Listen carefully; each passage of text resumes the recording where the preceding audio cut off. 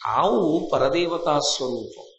రెండు, గోసేవ విశేషమైనటువంటి ఫలితాన్ని ఇస్తుంది అన్న విషయం రామాయణము, భారతము, భాగవతము, మీరు ఏ పురాణాన్ని పరిశీలించండి కనపడుతుంది.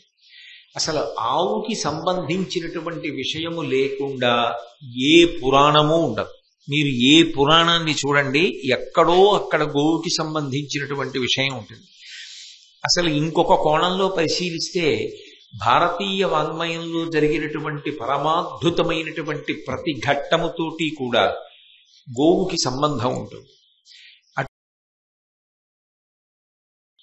ఘోషయాత్రకి బయలుదేరి వెళ్ళాలి అనేటటువంటి తీవ్రమైన ఇచ్చ కలిగినటువంటి దుర్యోధనుడు, కర్ణుడు, శకుని మొదలైనటువంటి వారు అలా వెళ్ళడానికి కావలసినటువంటి అనుమతి మహారాజైనటువంటి ధృతరాష్ట్రుడి దగ్గర పొందడానికి ఏ మార్గాన్ని అనుసరించాలి అన్న విషయంలో ముందు రోజు రాత్రంతా సమాలోచన చేసిన వారై మరునాడు ఉదయం కలుసుకుని ఒక నిర్ణయం తీసుకోవాలి అని అనుకున్నారు. మరునాడు ఉదయం వాళ్ళు కలుసుకున్నప్పుడు కర్ణుడు ఎంతో సంతోషంగా దుర్యోధనుడితో ఒక మాట చెప్పాడు.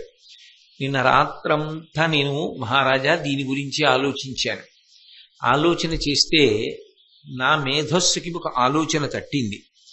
ఏమిటి ఆ ఆలోచన అంటే, భూతలనాథ ఈనొకటి పోలనుపాయముగంటి ఇప్పుడా ద్వైతవనంబునందు విదితంబుగనున్నవి గోకదంబముల్ ప్రీతిక తద్విలోకనము పేర జనందగు దారుణీశ్వరుండీ తెరగైన పొమ్మను అభీష్టము చీకురు ఎల్లభంగులన్.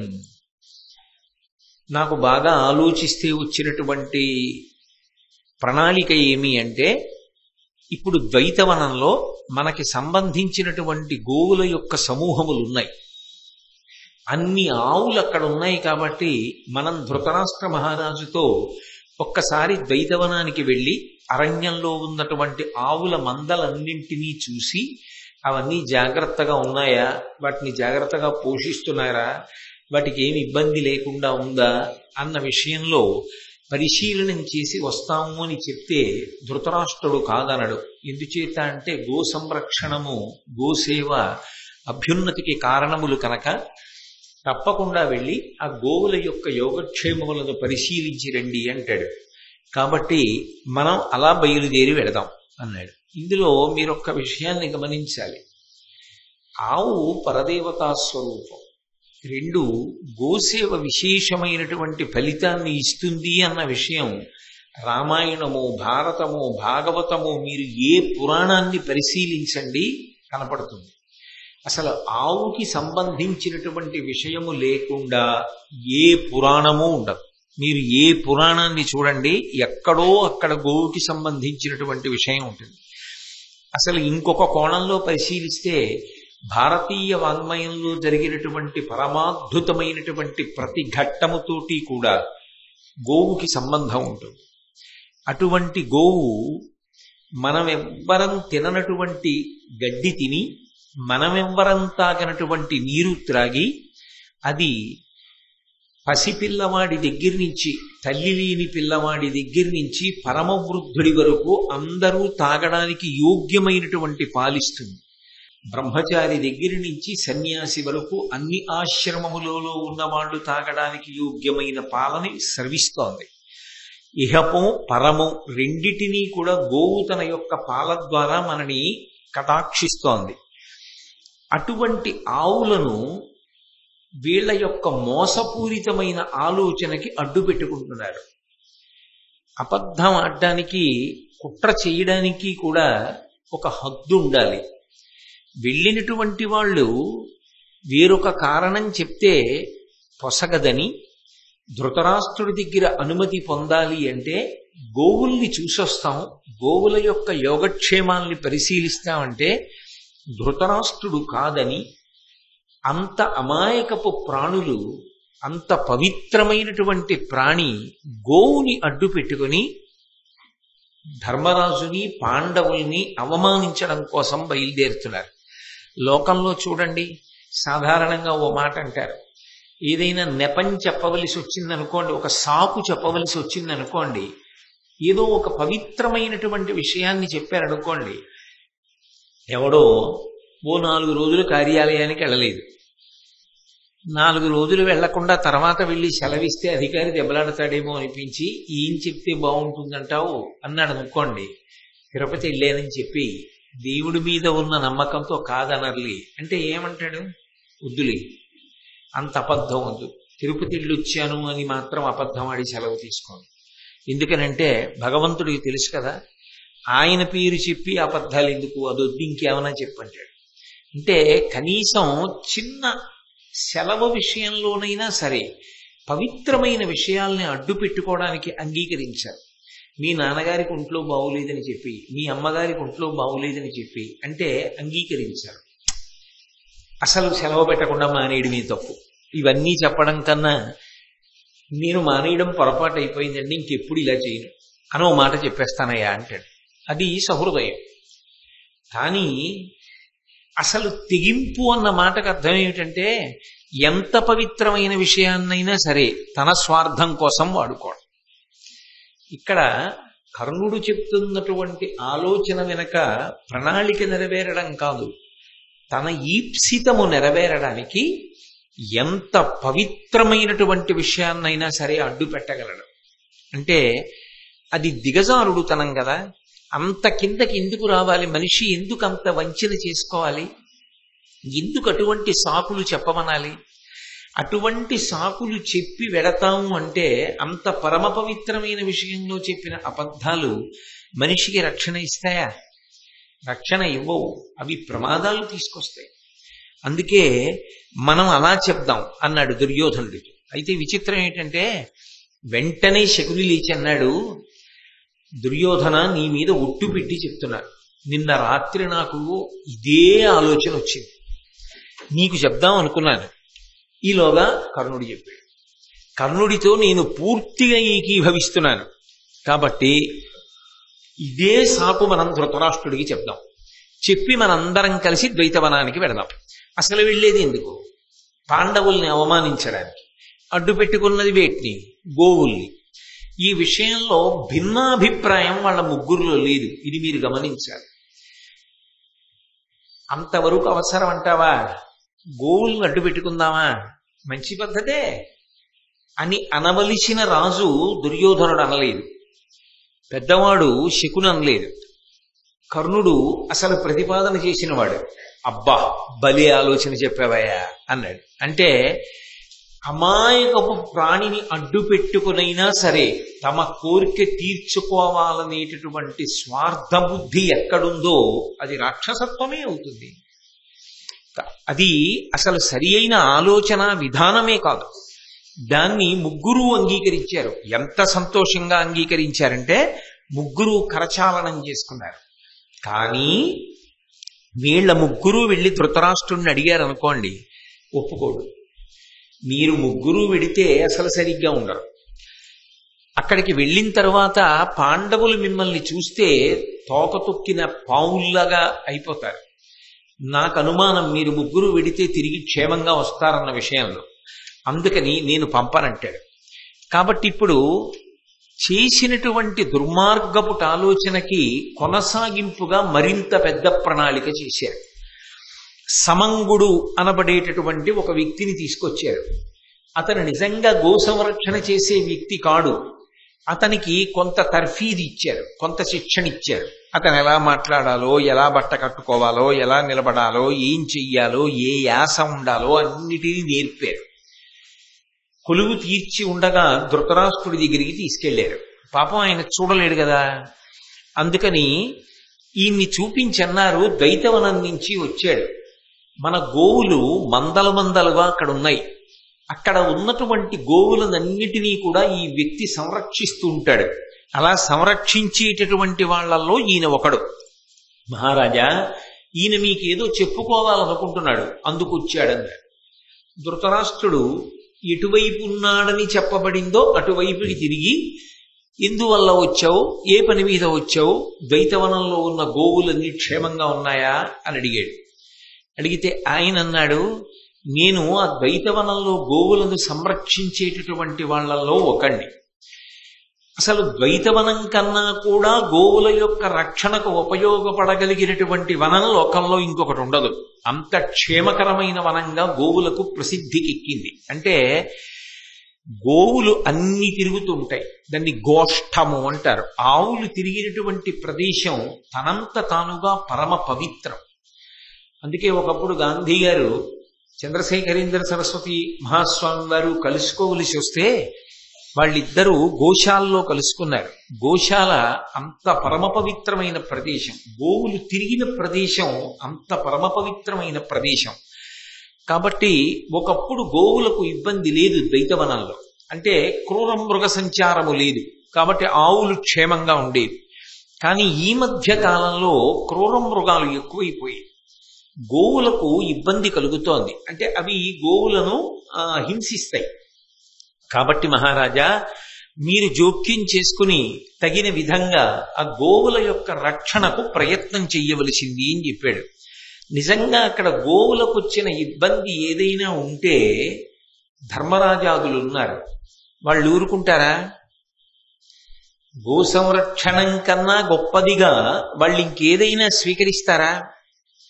గోవులను క్రూర మృగాలు చంపేస్తుంటే పాండవులు విల్లిక్కు పెట్టి ఆ క్రూర మృగాలన్నింటినీ సంహరించరు. అది పొంతన కలిగే విషయమే. అంటే పాండవులు చెయ్యట్లేదు, వీళ్ళు చేస్తారు.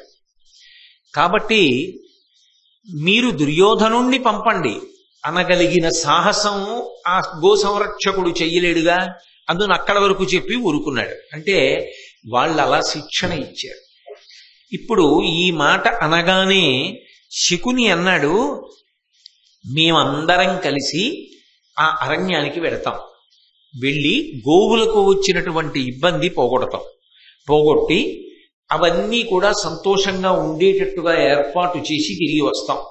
కాబట్టి మహారాజా మమ్మల్ని అనుమతించవలసింది అనగానే ధృతరాష్ట్రుడు అన్నాడు, నేను ఒక్కనాటికి అంగీకరించాను.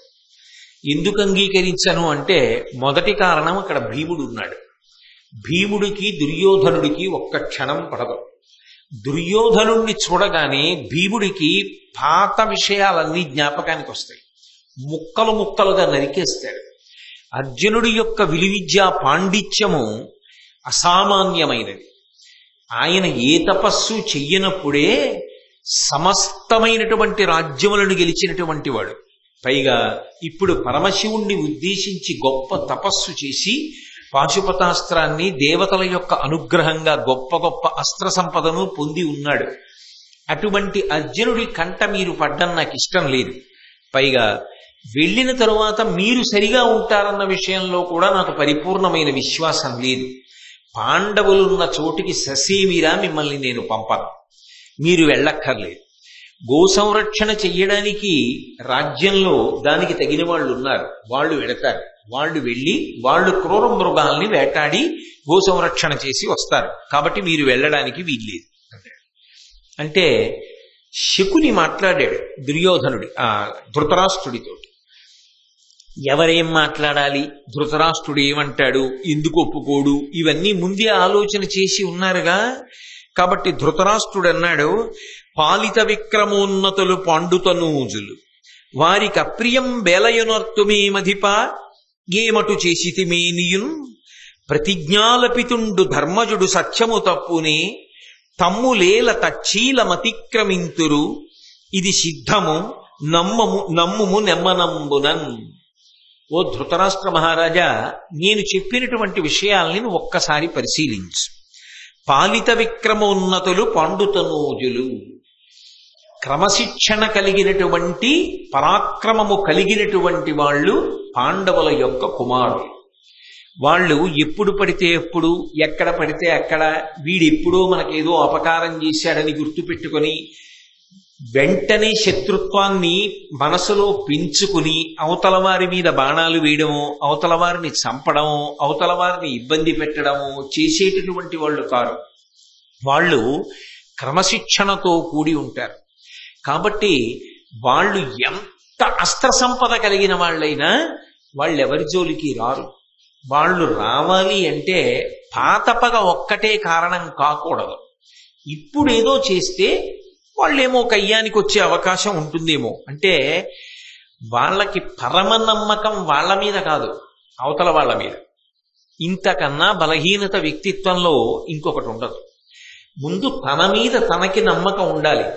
నేను అక్కడ నా చిత్తం వచ్చినట్టు ప్రవర్తించను, నా ప్రవర్తనని నేను అదుపులో ఉంచుకోగలను అన్న నమ్మకం వాళ్ళకి లేదు. కానీ వాళ్ళకి నమ్మకం అంతా ఎవరి మీద ఉంది? పాండవుల మీద ఉంది.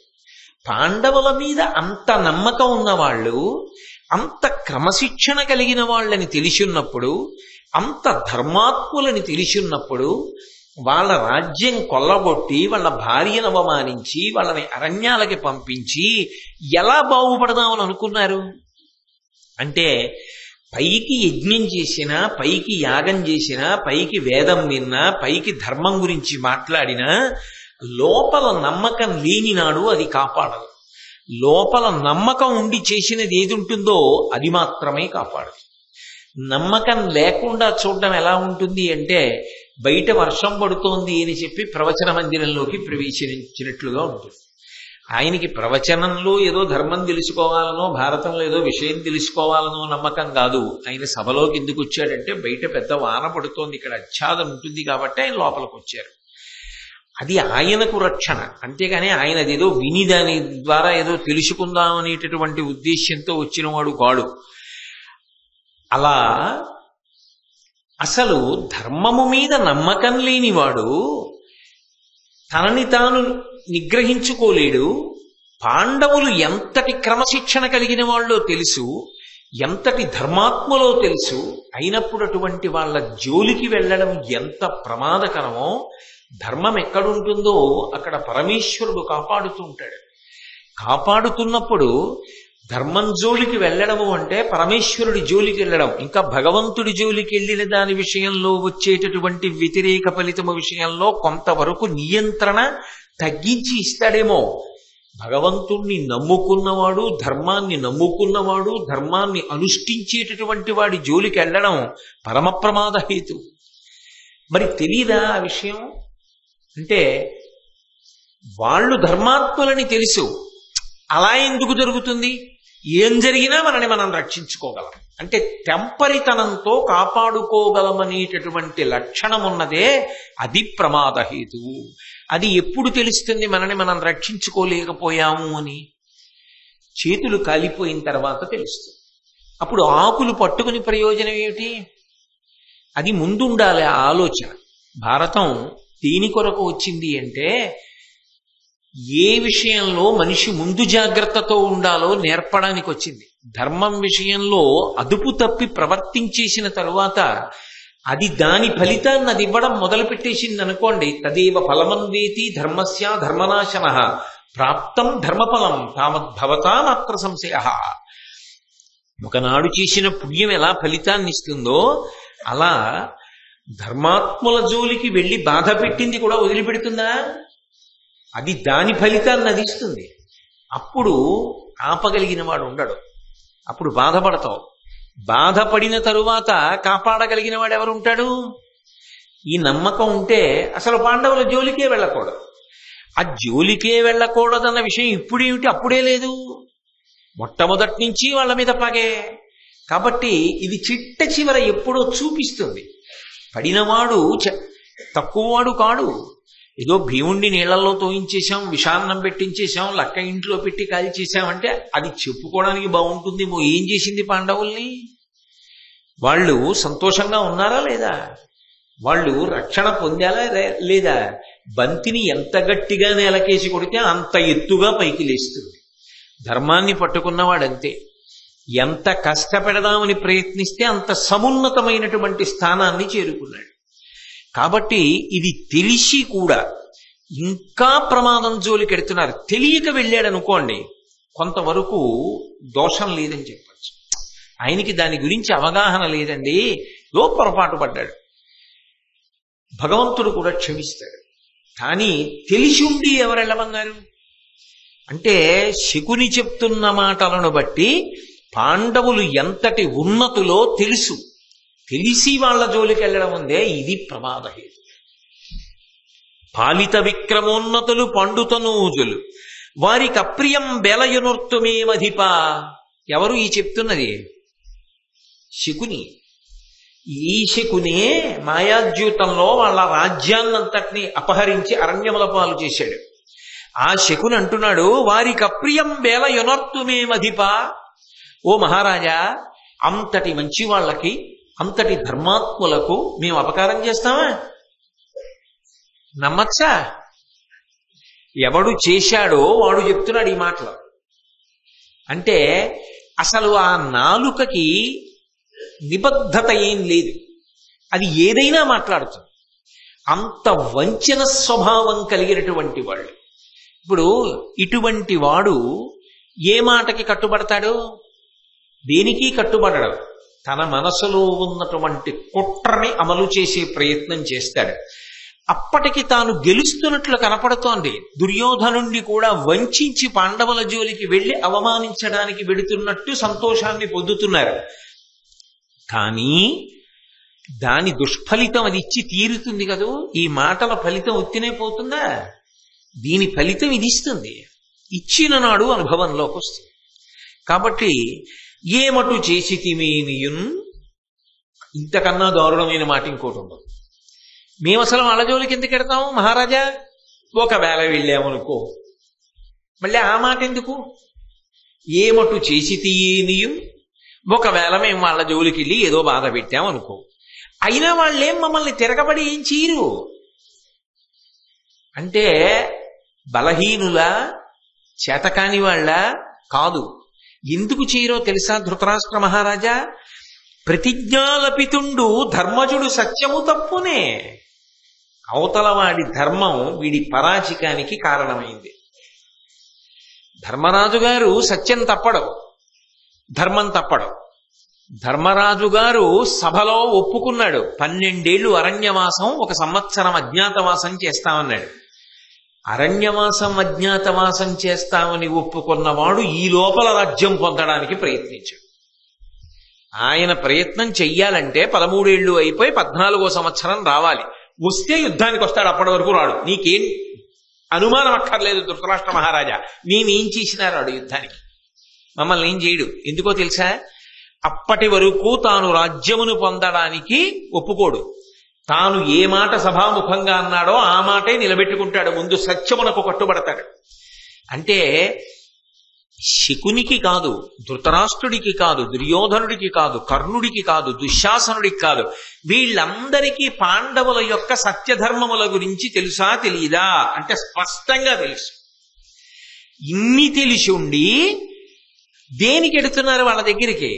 వాళ్ళని అవమానించడానికి. ఇప్పుడు పాండవులనా అవమానిస్తున్నది? సత్యధర్మములనా?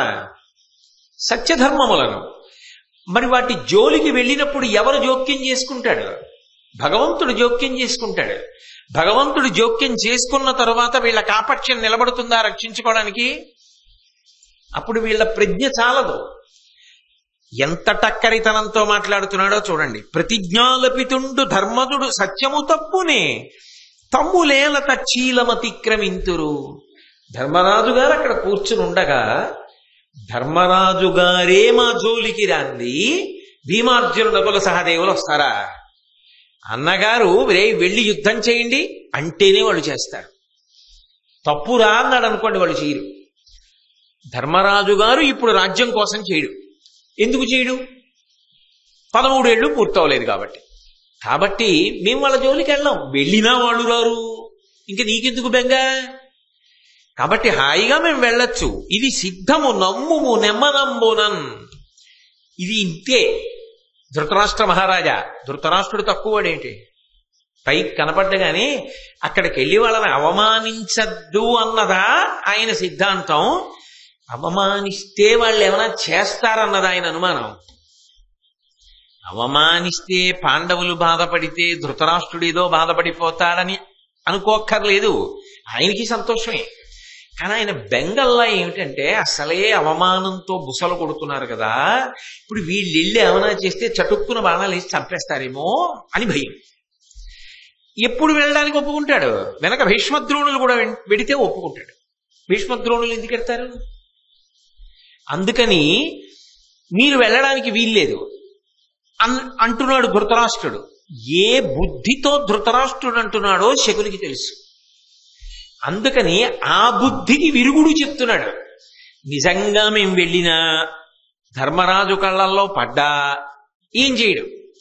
మరి ధర్మరాజు కళ్ళల్లో మేం పడితే అదే అవమానం పాండవులకి. ఎందుకు పడ్డానికి వెళ్తున్నాం మేము ఇన్ని భూషణాలు పెట్టుకుని, ఇన్ని రథాలెక్కి, ఇన్ని గుర్రాలెక్కి, ఇన్ని ఏనుగులెక్కి, ఇంతమంది వంది మాగదుల్ని తీసుకెళ్లి, ఇంతమంది విదూషకుల్ని తీసుకెళ్లి, ఇంతమంది నర్తకుల్ని తీసుకెళ్లి శిబిరాలు వేసుకుని మేము పాటలు వింటూ నృత్యాలు చూస్తూ రథాలెక్కి సంతోషంగా తిరుగుతుంటే, జలక్రీడ వాడుతుంటే అవన్నీ చూసి నారబట్టలు కట్టుకుని శాకాహారం తింటున్నటువంటి పాండవులు బాధపడాలనే కదా పెడుతున్నాం. ఇంకా వేరే ఏమైనా చెయ్యాలా? వీళ్ళు ఇలా కనపడాలనే కదా పెడుతున్నారు. మేము అలా కనపడినా వాళ్ళు ఏం చేయరు. నీకు తెలుసుగా వాళ్ళ సంగతి, సత్యధర్మములకు కట్టుబడ్డ వాళ్ళు. అందుకు నేమనరు. ఇక నోరు జారే స్వభావం, కాలు జారే స్వభావం ఎవరికైనా ఉంటే మాకే ఉంది. ఒకవేళ మేము అలా జారినా అప్పుడు కూడా వాళ్ళు ఏమనరు. ఎందుకనరో తెలుసా? నువ్వు ఏడుస్తావని. పెద్దనాన్నగారు ఏడుస్తాడు, మన సోదరులరా తప్పురా, అంతలా శిక్షించకండిరా, చంపకండిరా అంటాడు. ఆ మాట అనాలంటే అది ధర్మయుద్ధ భూమి అయి ఉండాలి. అది ఇప్పుడు రాదు, 13 ఏళ్ల తర్వాత వస్తుంది. వాళ్ళు మళ్ళీ అజ్ఞాతవాసంలో మనకి దొరకకపోతే. కాబట్టి ధృతరాష్ట్ర మహారాజా దేనికి భయపడుతున్నావు అంటే, ఇప్పుడు మీరు ఒకటి ఆలోచించండి. ఇప్పుడు శకుని చెప్తున్న మాటల్లో వారికి అప్రియం వేలయొనర్తుమే మధిపా, వాళ్ళ జోలికి మేము ఎందుకెడతాం? నమ్మచ్చా? ధృతరాష్ట్రుడు నమ్ముతాడా? ఆయనేగా ఆడించింది జూదం అంతా. నమ్ముతాడా? నమ్మడు. కానీ దేని నమ్ముతాడు అంటే, ఏమటు చేసితిమేనియున్ ప్రతిజ్ఞాలపితుండు ధర్మజుడు సత్యము తప్పునే, ఇది నమ్ముతాడు. మేము తప్పు చేసినా కూడా ధర్మరాజు గారు మమ్మల్ని ఏమీ చెయ్యడు. ఎందుకు చెయ్యడంటే చేతకాక కాదు, చేతనైన వాడే. నిజంగా చెయ్యాలంటే చేసేయగలడు, కానీ సత్యధర్మములకు కట్టుబడి ఉంటాడు, అందుకు చెయ్యడు. అంటే అవతల వాడి సత్యధర్మములు వీడికి బలహీనంగా కనబడ్డాయి. ఆయన ఎందుకు తిరగబడడు? నిజంగా అర్జునుడో నిజంగా భీముడో తిరగబడితే మనం నిలబడాలన్న విషయం వీళ్ళకి తెలుసు శకునికి. కానీ ఎందుకు తిరగబడడు? సత్యధర్మముల వలన తిరగబడడు. అంటే అవతల వాడి సత్యధర్మములు ఈయనకి లోకుగా కనబడ్డాయి. అలా కనపడితే ఎవరు జోక్యం చేసుకోవాలి? భగవంతుడు జోక్యం చేసుకుంటాడు. వీళ్ళు చేసేది కనపడుతుంది, భగవంతుడు చేసేది కనపడదు. కనపడకుండా ఫలితం ఇస్తాడు. భగవంతుడికి ఉన్న గొప్పతనం ఏమిటో తెలుసా? ఎదురుగుండా వచ్చి, ఏమయ్యా నువ్వు ఆ తప్పు చేశావు కదా, మరి నీకు ఆ తప్పుకి మేము ఫలితం ఇవ్వాలి కదా, అందుకని నేను నీకు ఈ ఫలితాన్ని ఇస్తున్నానని చెప్పి ఇవ్వడు, ఏదైనా వెనక నుండి ఇస్తాడు. కాబట్టి ఈశ్వర జోక్యము కనపడదు. ఈశ్వర జోక్యం ఎప్పుడు కనపడుతుంది? ఫలితం వచ్చాక కనపడుతుంది. ఎందుకు కనపడుతుంది? ఎందుకురా ఇలా అయిపోయాం అని బాధ వస్తే, చేసిన పాపం కట్టి కుడిపుతోందని అప్పుడు గుర్తొస్తుంది. అప్పుడు వాడు జ్ఞాపకానికి వస్తాడు. అదే జరుగుతుంది కథలో అనడానికి సంకేతం. ఈ ఒక్క పద్యాన్ని అడ్డుపెట్టి ఆలోచించినప్పుడు ఇలా బ్రతకకూడదు మనిషి, ఇది బ్రతకవలసిన విధానం కాదు, అలా ఉండవద్దు. ఇంత పవిత్రమైన వస్తువులను అడ్డుపెట్టుకుని స్వార్థాన్ని నిలుపుకునేటటువంటి ప్రయత్నం కానీ, లేదా అవతల వారి సత్యధర్మములు చేతకానితనముగా భావించి అవమానించే ప్రయత్నములు కానీ చేయకూడదు అన్నది ఈ పద్యం యొక్క సారాంశం. ఇన్ని విని ధృతరాష్ట్రుడు అన్నాడు, అలా అంటావా? కాబట్టి మిమ్మల్ని పంపించచ్చు అంటావా? కొద్దిగా మెత్తపడి ఆలోచిస్తున్నట్లుగా శకునికి కనపడింది. ఇప్పుడు వాళ్ళేం చెయ్యరన్న విషయంలో నమ్మకం వచ్చిందిగా. ఇప్పుడు రెండో మాట చెప్తున్నాడు. రెండో మాట ఏమిటి? తన కొడుక్కి ఏది సంతోషకరమో అది కాదంట. పాండవులు ఏం చేయరు తెలిసిపోయింది. ఇప్పుడు తన కొడుక్కి సంతోషకరమైన విషయం ఏమిటి అంటే, ఆ సమంగుడు అన్న ఆయనతో చెప్పించారుగా వేటాడడం. వేటాడడం విషయంలో ఇంకా తమకంతో ఎలా వేటాడతాడు అంటే, స్వభావంలో ఉన్నటువంటి లక్షణమేగా అది దుర్యోధనుడికి. కాబట్టి మాకును చిత్తంబుల మృగయా కౌతికమతిశయిల్లినది, గోగణ రక్షణ రక్షాకరణము కార్యంబటే ఏ కీడును ఎల పొందు ఇందు మహీష. ఓ ధృతరాష్ట్ర మహారాజా, నువ్వు బాగా ఆలోచించు. మాకును చిత్తంబుల మృగయా కౌతుకమతిశయిల్లినది. నాకు, దుర్యోధనుడికి, కర్ణుడికి, దుశ్శాసనుడికి, మా అందరికీ కూడా అరణ్యానికి వెళ్లి వేటాడాలనేటటువంటి కోరిక బలంగా మనసులో ఉంది. నువ్వు అనుమతిస్తే కదా నీ కొడుక్కి, మిగిలిన వాళ్ళకి ఉన్న సరదా తీరుతుంది. పిల్లల సరదా కట్టుపడతాయేంటి? అమ్మో, ఇంకేమైనా ఉందా? ఊరుకుంటాడా ధృతరాష్ట్రుడు? దుర్యోధనుడికి అడ్డొచ్చి ఆయన సంతోషం అన్నది కాదన్నమే. అలా అనకేగా పాడు చేసుకున్నాడు పిల్లల్ని. కాబట్టి గోగణ రక్షాకరణము కార్యంబటే, మేము వెడుతున్నది దేనికి? ఆవుల్ని రక్షించడానికి. అదే నిజంగా వెడుతున్నది. మేము ఆవుల్ని రక్షించడానికి బయలుదేరితే ఏ కీడును ఎలా పొందు నిందు మహీష. వెడుతున్నది పరమ పవిత్రమైన కార్యం. కొన్ని కార్యక్రమాలు చెయ్యక్కర్లేదు. ఆ కార్యక్రమాల మీద బయలుదేరితే చాలు, సంకల్పం ఉంటే చాలు. గో సంరక్షణం అనేటటువంటిది అంత పరమ పవిత్ర కార్యంగా భారతం చెప్తోంది. గోవుల్ని రక్షించడం, గోశాల కాపాడడం, గోవులను ఇబ్బంది లేని స్థితిలో నిలబెట్టడం, అలా చెయ్యాలన్న ఆలోచన మనసులో కలిగి ఉండడం, ఇవన్నీ తన వరకు సరిపోయే పుణ్యాలు కావు, తన వంశాన్ని కూడా కాపాడగలిగిన పుణ్యాలు. అంత గొప్ప పుణ్యకార్యం మేము సంకల్పం చేసి వెడుతుంటే మాకెందుకు కీడు కలుగుతుందయా? నిజమే, నువ్వు అందుకే వెడితే కీడు కలగదు, అందుకు వెడుతున్నాడా? అది సాకుగా వెడుతున్నాడు. అపవిత్ర కార్యానికి పవిత్ర కార్యాన్ని సాకుగా చూపించి వెడుతున్నప్పుడు మరింత ప్రమాదం ఏర్పడుతుందా? ఏర్పడదా? తప్పు పని చేయడానికి వెడుతూ మంచి పనిలా ఆవులను అడ్డు పెట్టి చెప్పి వెడుతుంటే అది మంచి ఫలితాన్ని ఎలా ఇస్తుంది అసలు? కాబట్టి ఈ పద్యాన్నే తిప్పి ఆలోచించండి. వ్యతిరేక ఫలితం వస్తుందన్న విషయాన్ని శకుని అంగీకరిస్తున్నాడు. ఎలా? మాకున చిత్తంబుల మొగలయా కౌతికం అతిశయిల్లినది. మాకు వేటాడాలన్న కోరిక పుట్టింది. గోగణ రక్షాకరణము కార్యంబటే. ఎందుకు వేటాడతాం? ఆవుల్ని రక్షించడం కోసం వేటాడడానికి వెళ్ళాలని అనుకుంటున్నాం. నిజంగా అందుకెడుతున్నారా? లేదుగా. పాండవుల్ని అవమానించడానికి వెళ్తున్నారు. గోవుల్ని ఎందుకు రక్షిస్తారు? ధర్మమునకు గోవు ఆలవాలము. ఓ యజ్ఞం చెయ్యాలనుకోండి, ఆవు పాలు కావాలి, ఆవు పాల నుంచి తీసిన నెయ్యి కావాలి. భూమిని శుద్ధి చెయ్యాలనుకోండి, గోమయం కావాలి. ఒక వ్యక్తి పెద్ద కార్యానికి యాజమాన్యంలో కూర్చోవాలనుకోండి, పంచగవ్య ప్రాశనం చేయించాలి. వీటన్నిటికీ ఆవు ఉండాలి. ఆవు లేకుండా సాధ్యం కాదు. ధర్మము ఆవు మీద ఆధారపడింది. అందుకని ఆవుని రక్షించడం, ఆవుని కాపాడడం ధర్మాన్ని కాపాడడానికి హేతువు అవుతోంది. అంత గొప్పది గో సంరక్షణం అయినప్పుడు గోవుల్ని రక్షించడానికి, క్రూర మృగాల్ని వేటాడడానికి వెడుతూ ఉంటే మాకు ఆపద ఎందుకు కలుగుతుంది? అదే నిజం. గోవులు ధర్మమును కాపాడడంలో ప్రధానం కాబట్టి గో సంరక్షణము ఉత్తమ ఫలితాలను ఇస్తోంది. గోవులతో తుల్యమైన వాడు ధర్మరాజు గారు. రాశీభూతమైన ధర్మం అవతల. ధర్మరాజు గారిని అవమానించడానికి వెడుతూ గోవుల్ని నెపంగా పెట్టుకుని వెడుతున్నప్పుడు మాకు ఉత్తమ ఫలితములు వస్తాయా అన్నది కూడా పద్యంలోనే అంతర్లీనమా కాదా?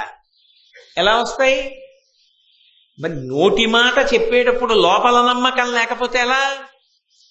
ఆ లోపల నమ్మకం లేనితనం అంటే రుజుత్వం లేదు. పెద్ద పెద్ద విషయాల్ని స్వార్థ ప్రయోజనానికి వాడుకుంటున్నాడు. ఇది ప్రమాదకరము, గర్హనీయము అయిందా లేదా? అయింది. కాబట్టి ధృతరాష్ట్రుడు అన్నాడు, అప్పటికి ఆయనకి ఇందులో ప్రమాదం లేదు అని అనిపించింది. ఆయన ఏం లెక్క కట్టుకున్నాడంటే, వీళ్ళు వెళ్ళిన తర్వాత వీళ్ళు ఊరికే ఉంటారా? పాండవుల కళ్ళల్లో పడతారు. పడినా ఒకటి మాత్రం నిజం, శకుని చెప్పింది నిజం. వాళ్ళు తొందరపడి యుద్ధానికి రారు, వీళ్ళని చీరు. కాబట్టి పర్వాలేదు. పాండవులు మాత్రం మనసులో బాధపడితే నాకు ఆనందమే. అందుకని అన్నాడు, సరే వెళ్ళిరండి, తొందరగా వెళ్ళి తొందరగా వచ్చి ఎక్కువ రోజులు అక్కడ ఉండదు అని అనుమతినిచ్చాడు. అనుమతి అంటూ వచ్చింది కదా, చాలు. ఇంకా వాళ్ళ కార్యం వాళ్ళు జరిపేస్తారు. కాబట్టి హస్తినాపురం అంతా చాటింపు వేశారు. మేమందరం ఘోషయాత్రకు ఎడుతున్నాం, వచ్చే వాళ్ళు ఎవరైనా ఉంటే రండి అన్నారు. ఆ కౌరవులందరూ కూడా మంచి మంచి బట్టలు కట్టుకున్నారు, ఆ రాణులందరూ కూడా మంచి మంచి బట్టలు కట్టుకున్నారు, ఉత్తమమైనటువంటి భూషణాలన్నీ అలంకారం చేసుకున్నారు, మైపూతలు పూసుకున్నారు ఒంటికి, మంచి మంచి వాహనాలన్నీ ఎక్కారు, బోరెడంత మంది పరివారం వెంట బయలుదేరారు, 8,000 రథాలలో బయలుదేరారు, 30,000 ఏనుగులు వెంట నడుస్తున్నాయి, 90,000 ఉత్తమ జాతి గుర్రములు నడుస్తున్నాయి, 1,00,000 మంది భటుల్ని తీసుకెళ్లారు. ఆవుల్ని కాపాడడానికి ఇవన్నీ, ఆవుల్ని కాపాడడానికి ఇవన్నీ ఎందుకు అంటే వీళ్ళ డాబు పాండవులు చూసి బాధపడాలందుకు. 1,00,000 మంది భటులు, వేటాడేటప్పుడు ఉపకారం చెయ్యగలిగినటువంటి మంచి ప్రజ్ఞ కలిగినటువంటి వేటగాండ్రు, దానితో పాటుగా వైతాళికులు, వందులు, విదూషకులు. ఎందుకు అంటే పాండవులు ఎక్కడుంటారో అక్కడికి దగ్గరలో వీళ్ళు శిబిరాలు ఏర్పాటు చేసుకుంటారు.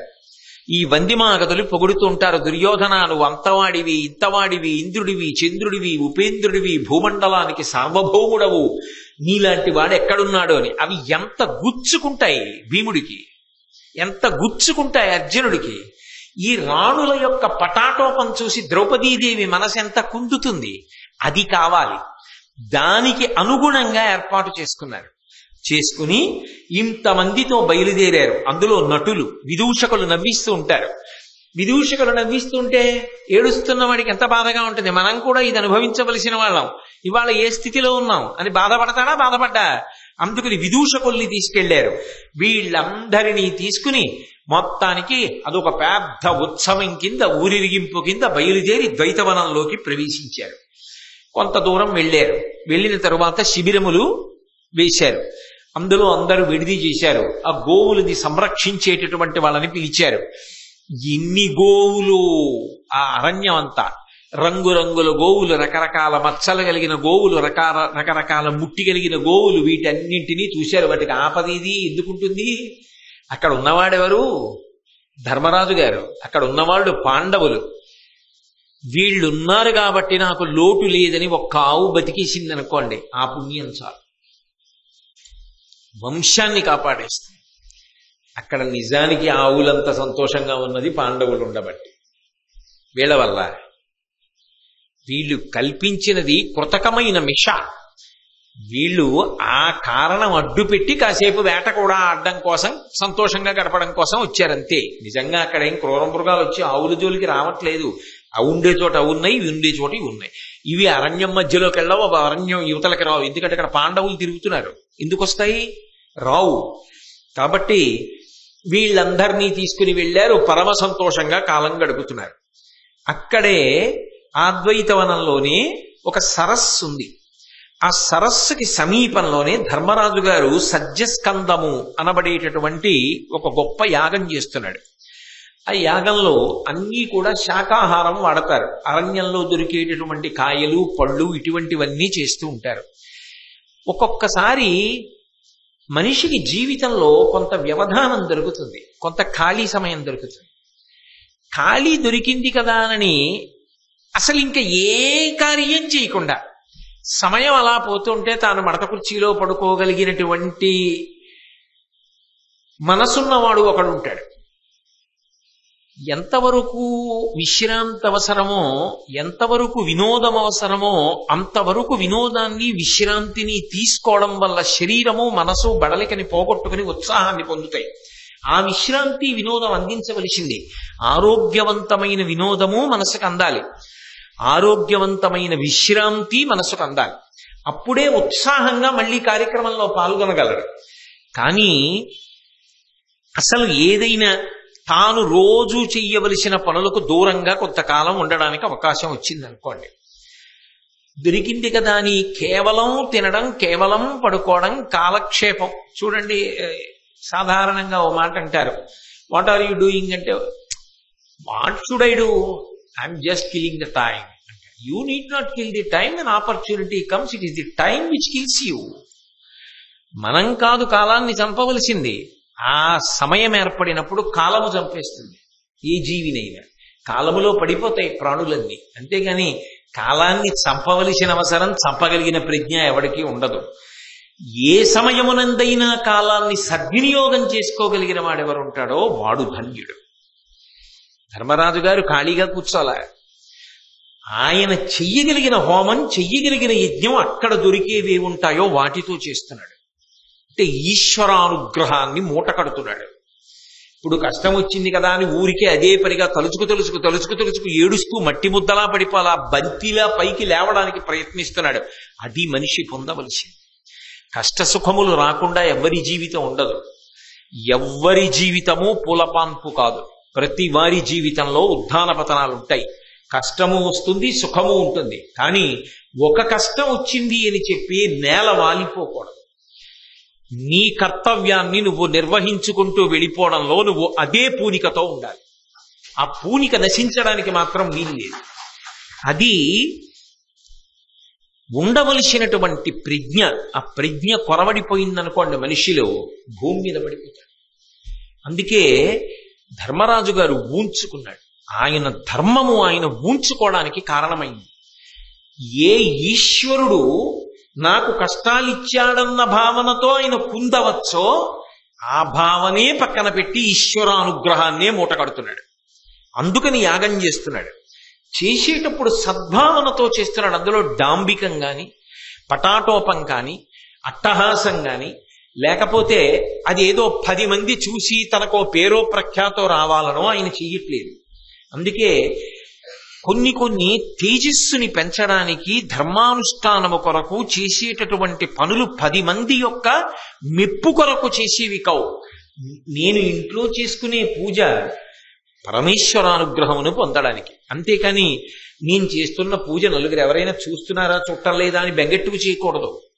అది కేవలముగా ఆత్మోన్నతి కొరకు చెయ్యాలి. ధర్మాచరణం అంతే. ధర్మాచరణము ఎవరో మెచ్చుకుంటారని కాదు, ధర్మాచరణము నీ కొరకు నువ్వు చెయ్యాలి అంతే. కాబట్టి మహానుభావుడు ధర్మరాజు గారు అక్కడ కూర్చుని కూడా సజ్జస్కందము అనబడేటటువంటి యాగం చేస్తున్నాడు. వీళ్ళందరూ కూడా అక్కడికి వెళ్ళారు. వెళ్ళి ఆవులకి సంబంధించిన కార్యం ఎంతసేపు అయిపోయిందిగా. నిజానికి క్రూర మృగాలు ఏమొచ్చి వాటి మీద పట్టలేదు, కానీ వీళ్ళకి వేటాడాలన్న తమకం కలిగింది. అనేక జంతువుల్ని వేటాడారు, అనేక జంతువుల్ని పడగొట్టారు. అందులో పెద్ద పులులున్నాయి, సింహాలున్నాయి, ఏనుగులున్నాయి, అడవి పందులున్నాయి, ముళ్ళ పందులున్నాయి. ఇన్నిటినీ కొట్టారు. కొట్టి సంతోషంగా వచ్చి ఓ చోట కూర్చున్నారు. పాండవుల కళ్ళల్లో కదా పడాలి వాళ్ళు. పాండవులు చూసి బాధపడాలి కదా. వాళ్ళు ఏం చేస్తున్నారు? ఆ ద్వైతవనంలోనే ఒక సరస్సు ఒడ్డున కూర్చుని ధర్మరాజు గారు యాగం చేసుకుంటున్నాడు. మిగిలిన వాళ్ళు ఏం చేస్తున్నారు? ఆ కాయలు పళ్ళే పట్టుకొస్తున్నారు. ఏం చేస్తున్నారు? నారబట్టలు కట్టుకుని ఉన్నారు. కాబట్టి ఇప్పుడు వాళ్ళ దగ్గరికి వెళ్ళి ఏం చెయ్యాలి అంటే, వాళ్ళు ఏది కోల్పోయారో వాళ్ళ కంట్లో పడేటట్టుగా ప్రవర్తించాలి. అంటే ఆ సరస్సు ఒడ్డునే శిబిరాలు వేయాలి. ఆ సరస్సు ఒడ్డునే వందిమాగదులు వీళ్ళని స్తోత్రం చేయాలి. అక్కడే విదూషకులు హాస్యం చెప్పాలి. అక్కడే నటులు నర్తించాలి. నాట్యాలు జరగాలి, గానం జరగాలి. దుర్యోధనుడు మంచి డాబుగా కూర్చుని ఇవన్నీ చూస్తూ సంతోషపడిపోవాలి. ఇంతమంది రాణులతో కలిసి ఆ సరస్సులో దిగి జలక్రీడ వాడాలి. ఆ ఒడ్డునేగా ఉన్నాడు ధర్మరాజు గారు. మరి ఇవన్నీ చూసి ద్రౌపదీదేవి బాధపడాలి. ఇవన్నీ చూసి పాండవులు బాధపడాలి. అది వాళ్ళ కోరిక. అందుకని ఆ సరస్సు ఒడ్డునే రేపటికి శిబిరాలు వేసి సిద్ధం చెయ్యండి. అందులో జలక్రీడలు, ఆ ఒడ్డుని శిబిరాలలో మనం అందరం కూడా సంతోషంగా గడపడం అని దుర్యోధనుడు ఆజ్ఞ జారీ చేశాడు. వెంటనే భటులు వెళ్ళి అక్కడ శిబిరములను ఏర్పాటు చేయడానికి సిద్ధం చేస్తున్నారు. ఇంతలో కొంతమంది గంధర్వులు వచ్చారు. వీళ్ళు ఏదో 4 గుంజలు పాతే ప్రయత్నం చేశారు. గంధర్వులు వచ్చన్నారు. ఏం చేస్తున్నారు ఇక్కడ అన్నారు. దుర్యోధన మహారాజు గారు అరణ్యంలోకి వచ్చాడు. ఆయన ఇక్కడ సంతోషంగా గడపాలనుకుంటున్నాడు. రేపు జలక్రీడలకు వస్తున్నాడు. ఇక్కడ విందు వినోదాలు ఉంటాయి. అందుకని చెప్పి ఇదంతా మేము శిబిరాలు ఏర్పాటు చేస్తున్నాం, పందిళ్లు వేస్తున్నాం, రంగస్థలాలు కడతాం అంటే వాళ్ళన్నారు అలా కుదరదు. చిత్రసేనుడు అని ఒక గంధర్వరాజు గారు ఉన్నాడు. ఆయనది ఈ సరోవరం. ఆయన ఇక్కడ జలక్రీడలు ఆడతాడు. ఆయన వినా ఇతరులు రావడానికి వీల్లేదు. కాబట్టి పందిళ్లు గిందిళ్లు పీకేయండి రాట్లన్నారు. వాళ్ళు వెళ్ళి దుర్యోధనుడికి చెప్పారయ్యా, అక్కడ ఎవరు వేయకూడదట రాట్ల విని, అది గంధర్వరాజు గారిదిట, వాళ్ళు వెయ్యనివ్వట్లేదు, మేము వేసినా వాళ్ళు పీకేస్తున్నారు, అందుకని మీ దగ్గరికి వచ్చామన్నారు. ఆయనకి కావలసిందే ఆ సరస్సు. పోన్లేరాది గంధర్వుడిదైతే ఇంకో సరస్సు చూడండి. అరణ్యంలో సరస్సులే ఉండవా? బోలెడన్ని సరస్సులు ఉంటాయి. ఇప్పుడంటే కాకినాడ అయిపోయింది, కానీ దీని పేరు కోకనదము. కోకనదము అంటే ఎక్కడ చూసినా చెరువులే. చెరువుల నిండా అరవిరిసినటువంటి ఎర్ర కలువలతో ఉండేది ఈ పట్టణం. అందుకని ఎర్రటి కలువలతో కూడిన చెరువులతో ఉన్నటువంటి పట్టణం కాబట్టి దీన్ని కోకనదము అని కీర్తించారు. ఒకప్పుడు విదేశీయులు ఈ పట్టణానికి వచ్చి చూసి, అబ్బా ఇక్కడికి వస్తే ఈ చెరువులు, ఈ కలువలు, ఈ ప్రాంతం, ఈ పక్షులు, ఈ కూతలు, ఈ చెట్లు, ఈ వాతావరణం నవవసంత శోభావిత ప్రదేశంలా మాకు కెనడా గుర్తొస్తోందని కో కెనడా అని కీర్తించారు. అందుకే ఇప్పటికీ రైల్వే వాళ్ళ కోడ్లో సిఓఏ అని ఉంటుంది. కేకేడి అనో కేడిఏ అనో ఉండదు, సిఓఏ కో కెనడా అని ఉంటుంది. అటువంటి కో కెనడా అన్ని చెరువులతో ఉండేది ఒకప్పుడు. అందుకే ఇప్పటికీ కొన్ని చెప్పాలి అంటే చెరువుని గుర్తుగా చెప్తాం, బాలాజీ చెరువు అలా. అంటే ఎన్ని చెరువులు. సరే, ఇప్పటి పరిస్థితి గురించి నేను మాట్లాడు. కనుక అరణ్యం అన్న తర్వాత చెరువులే తక్కువ, ఎన్ని సరోవరాలు ఉంటాయి. పోన్లేరా అది చిత్రసేనుడిది అయితే ఇంకో సరస్సు చూడండి, అక్కడికి వెళ్ళి ఆడుకుందాం అంటాడు. ఇప్పుడు నిజంగా వాళ్ళు ఆరోగ్యవంతమైనటువంటి ఆలోచన విధానంతో ఉన్న వాళ్ళైతే అక్కడే వెళ్ళాలి అనేటటువంటి కోరిక ఎందుకు కాదు, వాళ్ళకి అక్కడికే వెళ్ళాలి. ఒకటో కారణం ఏమిటి, అక్కడ పాండవులు ఉన్నారు. రెండో అహం ఏమిటి, ధర్మరాజు గారు అయితే అక్కడ యాగం చేసుకోవచ్చా, మేమైతే అక్కడికి వెళ్ళి స్నానం చేయకూడదా? మరి ధర్మరాజు గారు యాగం చేసేటప్పుడు అందరూ తీసి స్నానం చేయడు, భీముడు అర్జునుడు నకులుడు సహదేవుడు ద్రౌపదీదేవి చేయరు, వాళ్ళు చెయ్యొచ్చు, మేం చేయకూడదా? మేమేదో వాళ్ళని ఇబ్బంది పెడదామని వస్తే వీడెవడో మమ్మల్ని ఇబ్బంది పెడుతున్నాడు ఏమిటి? దుర్యోధనుడు అంటేనే ఆ భావనతో ఉంటాడు. అంటే ఏది తాను ప్రణాళిక వేశాడో అది ఎదురుస్తోంది, ప్రారంభమైంది.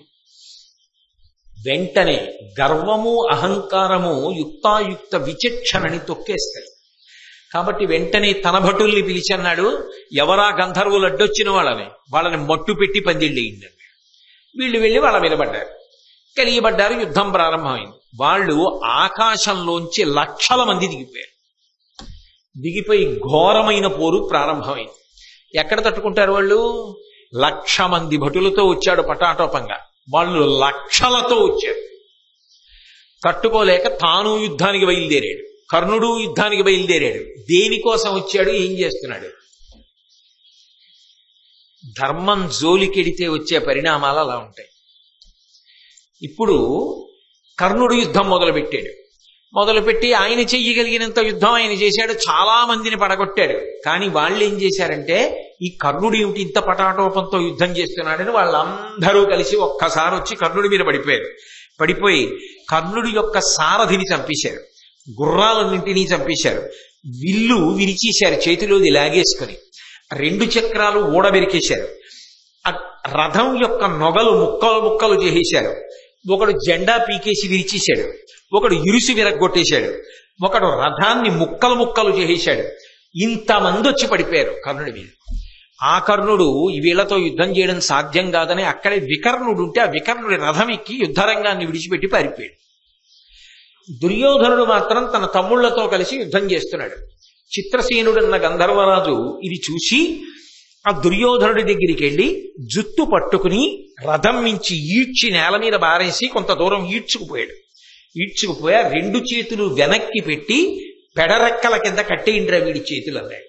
2 చేతులు కట్టేసి మామూలుగా కాదు, జుత్తట్టుకుని నేల మీద ఈడ్చుకుపోతున్నాడు.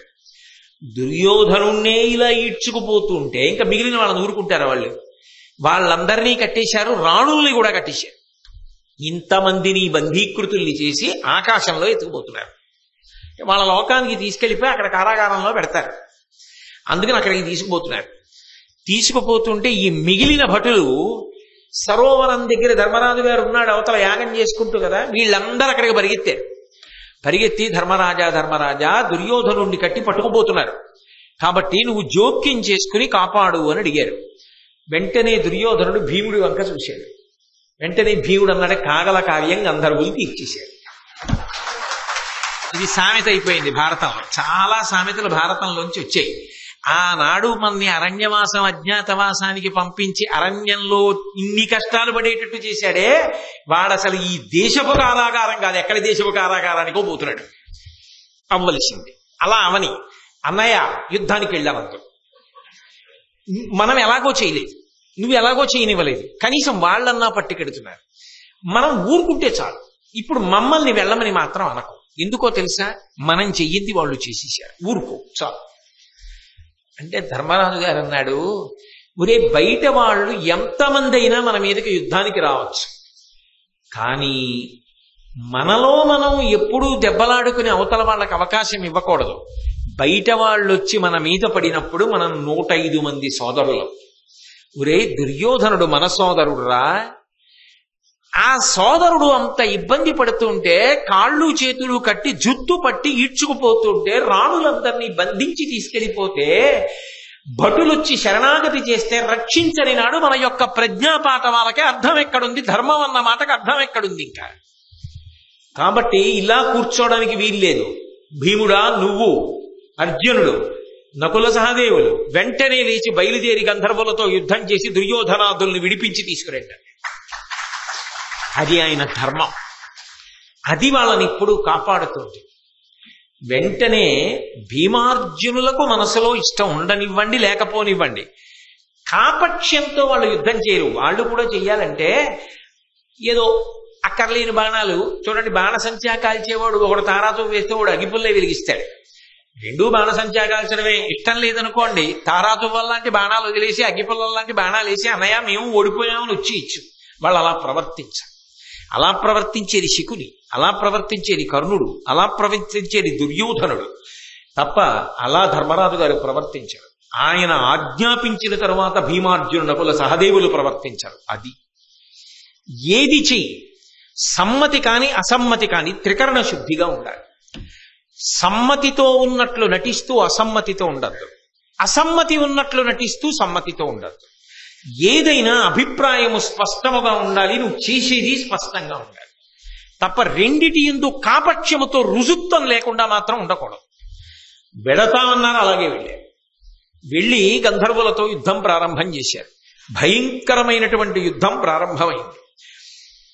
బళ్ళాస్త్రం, ఆగ్నేయాస్త్రం లాంటి అస్త్రములను అర్జునుడు ప్రయోగించి కొన్ని లక్షల మంది గంధర్వుల్ని పడగొట్టాడు. ఇలా కాదు, ఈ దుర్యోధనుణ్ణి, దుశ్శాసనుణ్ణి, రాణుల్ని వీళ్ళందరినీ కూడా కట్టకట్టి మనం ఇంకో లోకానికి తీసుకెళ్లిపోతే ఇబ్బంది ఉండదని చెప్పి ఆకాశ మార్గంలో చాలా దూరంగా తరలించేస్తున్నారు.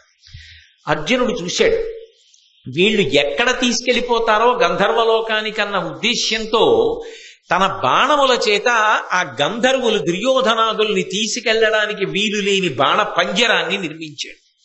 ఇప్పుడు ఆ బాణ పంజరాన్ని గంధర్వులు దాటలేకపోయారు. అప్పుడు ఆ చిత్రసేనుడు అన్న గంధర్వరాజు మాయాయుద్ధం మొదలుపెట్టాడు. ఆయన కనపడకుండా యుద్ధం చేస్తాడు. అర్జునుడు ఎంత మాయాయుద్ధం చిత్రసేనుడు చేస్తున్నా ఆయన ఉన్న చోటు నుంచి వస్తున్నటువంటి శబ్దములు ఆనవాలుగా బాణములు వేసి ఆయన శరీరాన్నంతటినీ డుళ్ళగొట్టాడు. అప్పుడు ఆ చిత్రసేనుడు నలుగుడు పడిపోయిన శరీరంతో అర్జునుడికి కనపడ్డాడు. కనబడి, ఓ అర్జున, మనిద్దరం బాల్యమిత్రులం, నీకు అపకారం చెయ్యడం నా ఉద్దేశ్యం కాదు. నిజానికి ఈ దుర్మార్గపు దుర్యోధనుడు, ఈ శకుని, ఈ కర్ణుడు వీళ్ళు ఎందుకు వచ్చారో తెలుసా ఘోషయాత్రకి? వీళ్ళేదో అరణ్యానికి వచ్చి సంతోషంగా కాలక్షేపం చేయడానికో ఆవుల్ని కాపాడడానికో వచ్చిన వాళ్ళు కారు, మిమ్మల్ని అవమానించడానికి వచ్చారు. వీళ్ళు మిమ్మల్ని అవమానించడానికి వస్తున్నారన్న విషయాన్ని తెలుసుకున్న దేవేంద్రుడు వీళ్ళ పన్నాగం జరగకూడదని నన్ను పంపించాడు, వీళ్ళని బంధించి తీసుకురమ్మని. దైవము ఫలితమునిచ్చిన తరువాత కదు తెలిసింది. ముందు తెలిసిందా? తెలుస్తుందా? తెలీదు. అందుకని వీళ్ళని బంధీకృతుల్ని చేశాం. నువ్వు అనుమతించు, అడ్డుపడకవు. వీళ్ళని తీసుకెళ్లి దేవేంద్రుడి దగ్గర ప్రవేశపెడతా ఉన్నారు. అంటే అర్జునుడు అన్నాడు, మా అన్నగారి మాట ఉల్లంఘించడానికి వీల్లేదు. ఆయన ఆజ్ఞ శిరోధార్యం. మహానుభావుడు ధర్మరాజు. ఒరే వెళ్ళి దుర్యోధనాదుల్ని విడిపించి తీసుకురండి అన్నాడు.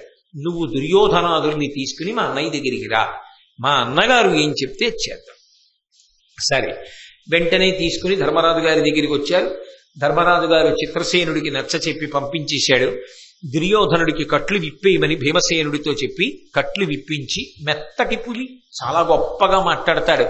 నాయన, ఇటువంటి సాహస కార్యక్రమాలు ఇప్పుడు చెయ్యకు సుమా. ఇటువంటి సాహస కార్యక్రమాలంటే ఎటువంటి సాహస కార్యక్రమాలు అర్థం కాదేంటి దుర్యోధనుడికి. ఎలాగో అలా బ్రతికి ప్రాణాలతో బయటపడ్డాడు. ఏ ద్రౌపదీదేవి తన రాణుల్ని చూసి మనసులో పొందాలనుకున్నాడో ఆ రాణులందరి వంక ద్రౌపదీదేవి మా ఆయన పెట్టిన భిక్ష మీ ప్రాణాలు, మీ ఐదోతనం అని చూస్తుండగా వాళ్ళు సిగ్గుపడ్డారు. తాను ఏవేవి అనుకున్నాడో అవన్నీ ఎదురొచ్చాయి. వాళ్ళందరూ బాధపడతారనుకున్నాడు, తను బాధపడ్డాడు. జీవితంలో పొందని అవమానం, అంత భయంకరమైన అవమానం పొందాడు. తిరుగులేదు, అర్జునుడిని చంపేస్తాడనుకున్న కర్ణుడు ఏమయ్యాడు? యుద్ధభూమిని విడిచిపెట్టి వికర్ణుడి రథం ఎక్కి పారిపోయాడు.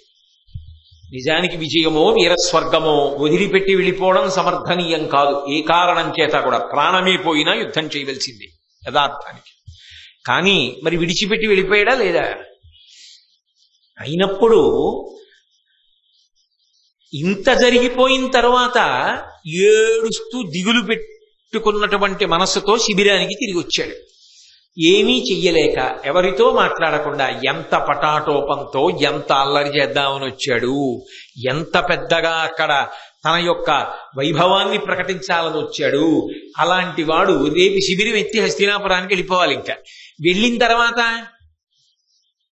ధృతరాష్ట్రుడంటే ఊరుకుంటాడేమో, ఊళ్ళో వాళ్ళు వీళ్ళని చూస్తూనే అవు పాపం ఒంటి నిండా దెబ్బలు, బాగా వాచింది కూడాను, ఆ రాణుల ముఖాలు చూడండి ఎలా అయిపోయాయో, జుట్టు పట్టి ఇచ్చేశారట రాజుగారిని అని కథలుగా చెప్పుకుంటారా? చెప్పుకోరా? ఒకడా ఇద్దరా? ఎంతమందిని తీసుకొచ్చాడు? పైగా ఒక్కడే వస్తే ఇంకోలా ఉండరు. ఇది బాగా ప్రచారం చేయడానికి ఎంతమంది అవసరమో అంతమందిని తెచ్చుకున్నాడు. వీళ్ళందరూ వెళ్ళి చెప్పరు. మిగిలిన వాళ్ళు ఏదని అడిగితే వాళ్ళందరూ చచ్చిపోయారంటారు. ఎందుకు చచ్చిపోయారంటే చెప్పరు కానీ. మరి కర్ణుడు ఉన్నాడు కదరా మీ దగ్గరంటే, ఇంకెక్కడ కర్ణుడు ఎప్పుడో పారిపోయాడని చెప్పరు. దుర్యోధనుడు ఏం చేశాడంటే ఏం చేయడు, జుత్తటు ఈడ్చుకుపోయారని చెప్పరు. మరి వీళ్ళు ఎలా బతికి వచ్చారంటే ధర్మరాజు గారు కాపాడాడు, అర్జునుడు రక్షించాడని చెప్పరు. ఎవరి ప్రతాపాలు, ఎవరి పౌరుషాలు, ఎవరి గౌరవాలు ప్రచారంలోకి వస్తాయి, ఎవడు అవమానపడుతున్నాడు. ఇవన్నీ ఇంటికెళ్ళాలనేటప్పటికీ తలుచుకు ఎంత బాధ. అటు ఇంటికెళ్ళలేడు. అలాగనే అరణ్యంలోనే ఉండిపోతే ధర్మరాజుకి తనకి ఏమిటి తేడా? ఇది తను వేసుకున్నది, అది ఆయనకి తాను వేసింది. ఇద్దరు అక్కడే కూర్చోవాలంతే. ఇంకా ఆయనకి హాయిగా యజ్ఞం చేస్తాడు, యాగం చేస్తాడు, తపస్సు చేస్తాడు, మంచి మాటలు వింటాడు. ఆయన ధర్మరాజు గారు. అడవిలో ఉన్నా ఎవరైనా వస్తారు, ఈయన అడవిలో ఉన్నా ఎవరు వస్తారు ఆయన దగ్గరికి? కాబట్టి మనసు ఎంత వ్యాకులత పొందుతుంది. శిబిరంలో లోపలికి పోయి ఒక్కడు మంచం మీద పడుకుని ఆలోచిస్తున్నాడు. ఈలోగా ఎక్కడి నుంచి వచ్చాడో కర్ణుడు వచ్చాడు. వచ్చి ఆ ధర్మరాజు ఆ పడుకున్నటువంటి దుర్యోధనుడి దగ్గరికి వెళ్ళాడు. వెళ్ళి ఆ దుర్యోధనుడిని ఉద్దేశించి పరమ సంతోషంతో మాట్లాడాడు. మనుజవరిణ్య చూడ అతిమానుషమమ్మెయి కయ్యమెందు కల్గునే పటు విక్రమాన్వితుల క్రోధ నిబద్ధుల కామరూపులం చెనయగవచ్చునే ఖచర సింహుల నీరికి అట్టి వారి నేపున దునుమాడి గెలిచితివి విభూతిలర్పగా నీవు తమ్ములు. అబ్బబ్బబ్బబ్బబ్బా, దుర్యోధన మహారాజా, వీరుడంటే నువ్వయ్యా, ఎంత గొప్పవాడివి నిజంగా. మనుజవరేణ్య చూడ అతిమానుషమెమ్మెయి కయ్యమందు కలుగునే. ఇంత అతిమానుషమైనటువంటి యుద్ధాన్ని అసలు ఎలా చేశావయ్యా? ఎంత గొప్ప యుద్ధం చేశావు, ఎలా గెలిచావయ్యా వాళ్ళందరినీ? క్రోధ నిబద్ధుల పటు విక్రమాన్వితుల కామరూపులం చెనయగవచ్చునే ఖచర సింహుల నీరికి. ఆ గంధర్వులు వాళ్ళేం సామాన్యులా? అయ్య బాబోయ్, ఏం విక్రమం వాళ్ళది, ఎంత కోపం వాళ్ళకి.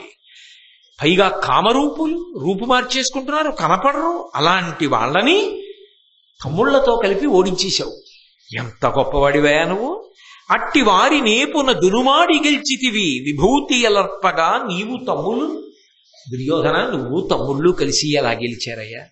చాలా ఆశ్చర్యంగా ఉంది. అప్పుడు నీవు చూడగా అనంతములై ఖచరేంద్ర సైన్యముల్ కప్పే అనేక సాయక నికాయములన్వడినన్ను నేనును కుప్పలు గోలవేసి రిపుకోటి వధించితి అంతలోన నన్నొప్పరికించే సైన్యతతి ఒక్కడనై రణభూమి నొచ్చితిన్. అసలు నేనే గెలుద్దును దుర్యోధన, కానీ నువ్వు చూసావు కదా ఎంతమందినో పడగొట్టాను గంధర్వుల్ని, కానీ ఏం చేయను మిడతల దండులో వచ్చి మీద పడిపోతే. అసలు ఎవడైనా రథాన్ని విరగొడతాడు, వీళ్ళేమిటి రథం కాదు కదా, రథానికి సంబంధించిన అన్నిటినీ ముక్కలు చేశారు. ఏం చేయని ఇంతమంది చుట్టుముడితే ఒక్కడినైపోయాను. అందుకని ముందు నన్ను నేను రక్షించుకోవాలి. ఆత్మరక్షణం కన్నా మనిషికి కావలసిందే ఉంది. అదే పనిగా యుద్ధభూమిలో వాళ్ళకి ఎదురు తిరిగి చచ్చిపోతే వచ్చేదే ఉంది. ఇవాళ కాకపోతే రేపొద్దున్న ఇంకో శుభవార్త వింటాం. అందుకని యుద్ధభూమిని విడిచిపెట్టి వెళ్ళిపోయాను. లేకపోతే విడిచిపెట్టి వెళ్ళేవాడిని కాదు. కానీ ఎంత గొప్ప యుద్ధం చేసావు దుర్యోధన, ఎలా గెలిచావయ్యా వాళ్ళని, ఎలా తిరిగి వచ్చావయ్యా నువ్వు మీ తమ్ముళ్ళు, చాలా ఆశ్చర్యంగా ఉంది అని ఎంతో సంతోషకరమైన ముఖంతో పొగుడుతున్నాడు. ఎలా ఉంటుంది దుర్యోధనుడికి? అసలు పొగుడుతున్నవాడు కర్ణుడు, పైగా తాను గెలవలేదు విడుదల చేయించిన వాడు ధర్మరాజు గారు. ఆయన మాటలు లోపల గుచ్చుకుంటూ ఉంటే కర్ణుడి మాటలు పైన గుచ్చుకుంటున్నాయి. దెబ్బల మీద కారం రాసినట్టు. ఆయన ఏమిటి కర్ణుడు ఇలా మాట్లాడతాడు, నేను గెలిచానంటాడు. నేనెక్కడ గెలిచాను, నా బుర్రా ఓడిపోయి నేను తిరిగి వస్తే అనుకుని, ఓహో వీడు యుద్ధ భూమి విడిచిపెట్టి పారిపోయాడు కదా, వీడికి తెలియదు అనమాట అసలు ఏం జరిగిందో. ఇప్పుడు వస్తున్నాడు మళ్ళీ అంటే ఈలోగా కథ అంతా నడిచిపోయింది. అది నేను గెలిచొచ్చి పడుకున్నాను అనుకుంటున్నాడు. అనుకుని చచ్చినదే పెద్ద చావు అవమానంతో. ఇప్పుడు నేను గెలవలేదయా వాళ్ళు విడిపించారని తన కథ తానే చెప్పడం ఇంకెంత పెద్ద చావు. దుర్యోధనుడు లాంటి వాడి ఎంత అవమానం అది. ఇప్పుడు ఎవరక్కడ అని పిలిచి చెప్పండి ఏం జరిగిందో అంటే ఏం బాగుంటుంది, మళ్ళీ తనే తిరగకుండా. అందుకని తనే చెప్పాలి. అందుకని తలకాయ ఉంచుకుని చాలా తక్కువ కంఠంతో, ఏం గెలవడమయ్యా బాబు, నేనేం గెలవలేదు, ఓడిపోయాను. వాళ్ళు నన్ను జుత్తుపొట్టుకి ఈడిచేశారు, రెక్కలు కట్టేశారు, రాణుల్ని పట్టుకుపోయారు, ఆకాశంలో అంత ఎత్తుకు పట్టుకుపోయి గంధర్వలోకానికి పట్టుకుపోదాం అనుకున్నారు. ఎక్కడి నుంచో మహానుభావుడు ధర్మరాజు గారు పంపిస్తే వచ్చాడయా భీముడు, అర్జునుడు. వాళ్ళు బ్రహ్మాండమైన యుద్ధం చేసేశాడు అర్జునుడు. ఆ చిత్రసేనుడిని డుల్లగొట్టేశాడు, సైన్యాన్నంతటినీ పడగొట్టేశాడు, దివ్యమైనటువంటి అస్త్రములు వేశాడు. వేసి నన్ను తీసుకుని ధర్మరాజు దగ్గరికి వెడితే ధర్మరాజు గారు నచ్చ చెప్పి విడిపించి ఆఖరణో మాట అన్నాడయా, ఇలాంటి సాహసాలు ఎప్పుడు చేయకన్నాడు. అలాగేనని చెప్పి వచ్చాను, నువ్వేమో ఇప్పుడు వచ్చావు కర్ణ అన్నాడు. అన్నీ బానే ఉన్నాయి, కానీ అర్జునుడు గెలిచాడన్న మాట కర్ణుడికి ఎలా ఉంటుంది? అసలు బయలుదేరింది ఎందుకు 13 ఏళ్ళు ఆగలేక, అర్జునుడితో యుద్ధం చేద్దామని కదా. 2 మాటలు అర్జునుడితో యుద్ధం చేసి ఓడిపోయాడు. ఇప్పుడు మరీ దారుణం, అర్జునుడితో యుద్ధం చేసి ఓడిపోవడం కాదు, ఎవరితో తాను యుద్ధం చెయ్యలేక ఓడిపోయాడో వాళ్ళని అర్జునుడు గెలిచి తన వాళ్ళని విడిపించాడు. ఇప్పుడు ఇది మరీ బాధాకరమైన విషయం కాదు. కానీ అబ్బా అలా జరిగిందా, సమయానికి నేను లేకపోయాను, నిజమే నేను ఓడిపోయాను అన్నాడు అనుకోండి కర్ణుడు. ఈ కర్ణుడిని నమ్ముకుని బయలుదేరుతున్నాం, వీడు రేపు పొద్దున భారత యుద్ధం జరిగినా ఇంతే కదా, వీడు గెలవలేని వాళ్ళని అర్జునుడు గెలిచేశాడు అంటే వీడు అర్జునుడిని గెలుస్తాడా? గెలవడు కదా. ఈ మిత్రుడు గెలవలేడు. గెలవనప్పుడు ప్రమాదం ముంచుకొస్తుంది కదా అని అనుకోడు దుర్యోధనుడు. అలా అనుకుంటే యుద్ధం జరుగుతుందా? ఇంకా యుద్ధం జరగకపోతే మళ్ళీ తనకి ఎన్ని మాటలు పోనివ్వండి, మళ్ళీ అర్జునుడి మీదకి వెళ్ళాలి. ఏమిటో ఆ మాత్సర్యానికి అంతు లేదంతే కర్ణుడికి. ఇంకా ఎలాగైనా మళ్ళీ యుద్ధానికి వెళ్ళి నేను అర్జునుడిని చంపేస్తానంటాడంతే. కాబట్టి యుద్ధానికి దారులు మూసుకుంటాయి. మూసుకోకూడదు. మూసుకోకూడదంటే దానికి వక్రభాష్యం చెప్పాడు. ఆయన అన్నాడు, ఎందుకు ఏడుస్తున్నావు, అసలు దేనికి బాధపడుతున్నావు నాకు అర్థం కాలేదు. పాండవులు రక్షించారని బాధపడుతున్నావు అంతే కదా, అది వాళ్ళు చెయ్యవలసిన పని. ఎందుకని? అసలు వాళ్ళు ద్వైతవనంలో సంతోషంగా ఎలా బతికుండగలుగుతున్నారు? అరణ్యంలో నువ్వు సార్వభౌముడవై తిరుగులేని రీతిలో ధర్మాన్ని నిలబెట్టి రాజ్యాన్ని నిలుతున్నావు. అరణ్యంలో కూడా ఎవడు ఒకడిని ఒకడు చెనకడానికి వీల్లేదు. నీ పరిపాలన అటువంటిది. అందుకే అరణ్యంలో ఉన్న 5గురిని కాని ద్రౌపదీదేవిని కాని ఎవ్వరూ ఏ ఇబ్బంది కల్పించట్లేదు. ఎందుకని? వాళ్ళకి భయపడి కాదు. ప్రభువుకి తెలిస్తే ఇంకేమైనా ఉందా? ప్రభువు అధర్మం ఒప్పుకుంటాడా? రాజ్యమంతటా న్యాయం ఉండాలి, రాజ్యమంతటా ధర్మం ఉండాలి. అది అరణ్యంలోనైనా సరే తప్పు చేస్తే నువ్వు ఒప్పుకోవని ఎవ్వరు అడుగు ముందుకెయ్యరు. అందువల్ల వాళ్ళు ప్రశాంతంగా బతకగలుగుతున్నారు. అది నీ గొప్పతనమేగా. ఇక అలా బ్రతుకుతున్న వాడు నీ దేశంలో ప్రజల కింద లెక్కకొస్తారు. ఇప్పుడు వాళ్ళు ఏం చేయాలి? ప్రభువు మాన మర్యాదలు కాపాడాలి. కాబట్టి ఇప్పుడు వాళ్ళ అదృష్టం పండింది, నిన్ను కాపాడుకోగలిగారు. నువ్వు భిక్ష పెడితే, నువ్వు రాజ్య పరిపాలన ఇంత బాగా చెయ్యగలిగితే క్షేమంగా ఉన్న పాండవులు ఇన్నాళ్ళకి నీ క్షేమానికి ఒక చిన్న కార్యం చేసి పెట్టారు. అది వాళ్ళ గొప్ప ఏమిటి? అది వాళ్ళ కర్తవ్యం. అసలు అలా వాళ్ళు ఉండగలిగారంటే నీ వల్లే. కాబట్టి ఇప్పుడు నీకేమర్థం అవ్వాలి? నీ వలనే వాళ్ళు అలా ఉండగలిగారు అని అర్థం అవ్వాలి. కాబట్టి నువ్వు సంతోషించవలసిన విషయం. ఏమైనా అర్థం ఉందా? ఎందుకు ఇంత తాపత్రయం అంటే, నువ్వెందుకు వెళ్ళిపోయావు అన్న మాట రాకూడదు. అందుకని పాండవులు గొప్ప చేశారనుకో, అసలు వాళ్ళు చేయడానికి కారణం నువ్వంత ధైర్యంగా అలా ఎందుకు పరిపాలిస్తున్నావు? నీ వెనక నేను కింద పడ్డా పైనున్నానన్నవాడిని ఇంకెవరేం చేయగలరండి? పోనీ అక్కడతో ఊరుకోలేదు. రాజ్యంలో ఉన్నటువంటి మిగిలిన జనులకే అటువంటి కర్తవ్యం ఉంటే, దుర్యోధన మహారాజా, పాండవులకు ఆ కర్తవ్యం ద్విగుణీకృతంగా ఉంది. ఎందుకో తెలుసా? వాళ్ళు నీకు దాసులు. నువ్వు జూదంలో వాళ్ళని గెలిచావు. దాసులు ఏం చెయ్యాలి? తమ యొక్క ప్రభువుని కాపాడుకోవాలి. కాబట్టి ఇప్పుడు నీ దాసులు ఏం చేశారు? తమ ప్రభువుని కాపాడుకున్నారు. ఇందులో పాండవుల గొప్ప ఏముంది? వాళ్ళు చెయ్యవలసింది చేశారు. ఇది చేయలేకపోతే తప్పు. మరి తను చెయ్యింది అంటే తనది తప్పు కాదు. ఎందుకో తెలుసా? యుద్ధంలోకి వెళ్ళి ప్రాణం పోగొట్టేసుకోవాలా? ప్రాణమే పోగొట్టుకోక్కర్లేదు. యుద్ధంలో ఓడిపోయినప్పుడు యుద్ధ భూమిని విడిచిపెట్టి వెళ్ళిపోయారు. అదో మర్యాద, అదో గౌరవం. యుద్ధంలో అలా చేస్తారు కాబట్టి వెళ్ళారు. ఇప్పుడు వచ్చానే, అప్పటికి నువ్వు అలాగే ఉంటే ఇప్పుడు మళ్ళీ చేద్దాం యుద్ధం, అది దాని అర్థం. కానీ ఇప్పుడు నేను వచ్చేటప్పటికి ఏమైంది? వాళ్ళు రక్షించేశారు, వాళ్ళు ఓడించేశారు. వాళ్ళు ఓడించేశారంటే అది వాళ్ళ గొప్ప ఏమిటి? నీ పరిపాలన. రెండు, అది వాళ్ళ కర్తవ్యం. దాసులు లేకపోతే ధర్మం పోతుంది. ధర్మం ధర్మరాజు గారికి ఇష్టం, అందుకు చేశాడు, తన పంతం చేశాడు. అంతేగాని వాళ్ళు ఏదో పెద్ద చేసేసారని, నీకేదో ఇబ్బంది వచ్చేసిందని, ఆ ఇబ్బంది నుంచి వాళ్ళేదో నిన్ను గట్టెక్కిచ్చేశారని అలా ఆలోచిస్తాయేంటి? అలా ఆలోచించడానికి అక్కడ పెద్ద విషయం ఏం లేదు. నువ్వు హాయిగా ఉండు అని ఆ దుర్యోధనుడితో అన్నాడు. ఒక అల్ప మనుజుక్రియ సోమకులోత్తమ, నీకు ఇట్లు మహనీయ సుఖ ప్రకృతియగు నిజ శరీరంబు అకట విడువ తలపనగునే అవిహిత బుద్ధిన్. ఎంత చెప్పినా దుర్యోధనుడు మాట అన్నాడు. అబ్బే, నువ్వు ఎన్ని చెప్పినా కర్ణా, నాకేమిటో అంత బాగా అతకట్లేదు. అలా వాళ్ళు దాసులు, వాళ్ళు నా ప్రజలు, నన్ను కాపాడాలి అలా అనిపించట్లా జరిగింది. ఆ చట్టంలో ఇమట్టల్లా. ధర్మరాజు ప్రాణభిక్ష పెట్టి నన్ను విడిచిపెట్టిన తర్వాత అక్కడే భూమికి పెద్ద వివరం గొయ్యి ఏర్పడి అందులో నేను పడిపోతే బాగుండేది. ఇక నేను హస్తినాపురానికి రాను, నువ్వేమైనా చెప్పు, నేను ఇక్కడ ప్రాయోపవేశం చేసి ప్రాణం వదిలేస్తాను. ఇక ఈ శరీరంతో రాను. అడవికి వెళ్ళాడు పెద్ద ఘోషయాత్ర కింద, పాండవులు ప్రాణభిక్ష పెడితే తగుదనమ్మా అని తిరిగి వచ్చాడంటారు చూసిన వాళ్ళు. నేను రాను అంటే కర్ణుడు అంటాడు, ఒక అల్పమనుజుక్రియ సోమకులోత్తమా, నీకు ఇట్లు మహనీయ సుఖ ప్రకృతియకు నిజ శరీరం ఒకట విడువ తలపనగునే. ఇక్కడ కూడా పాండవుల మీద శ్లేష. ఎవరు వదిలిపెట్టాలి? ఒక అల్పమనుజుక్రియ, సామాన్యుడు, అతి సామాన్యుడైనటువంటి మనిషి కష్టాలకి తప్ప జీవితంలో సుఖమన్నది ఒకటి ఉంటుందని కలలో కూడా అనుకోలేని వాడు ఇక కష్టాన్ని తట్టుకోలేక ప్రాణం వదిలేస్తానంటే ఏమో. నిజానికి అలా నచ్చా, ఎవరు అనకూడదు. కళ్యాణి బతకాదేయం లౌకికీ ప్రతిభాతిమా ఏది జీవంతిమానందో నరం వర్ష శతాదపి అంటుంది సీతమ్మ సుందరకాండలో. 100 ఏళ్లు కష్టాలు వచ్చినా కూడా ప్రాణం వదిలిపెట్టకూడదు. చిట్ట చివరైన శుభవార్త వింటాడు. ఆత్మహత్య అంగీకార యోగ్యం కాదు. కాబట్టి నువ్వెందుకు విడిచిపెడతావు ప్రాణాలు? ఏమనుకుంటున్నావు? నీ శరీరం అంటే అదేం మామూలు శరీరం అనుకుంటున్నావా?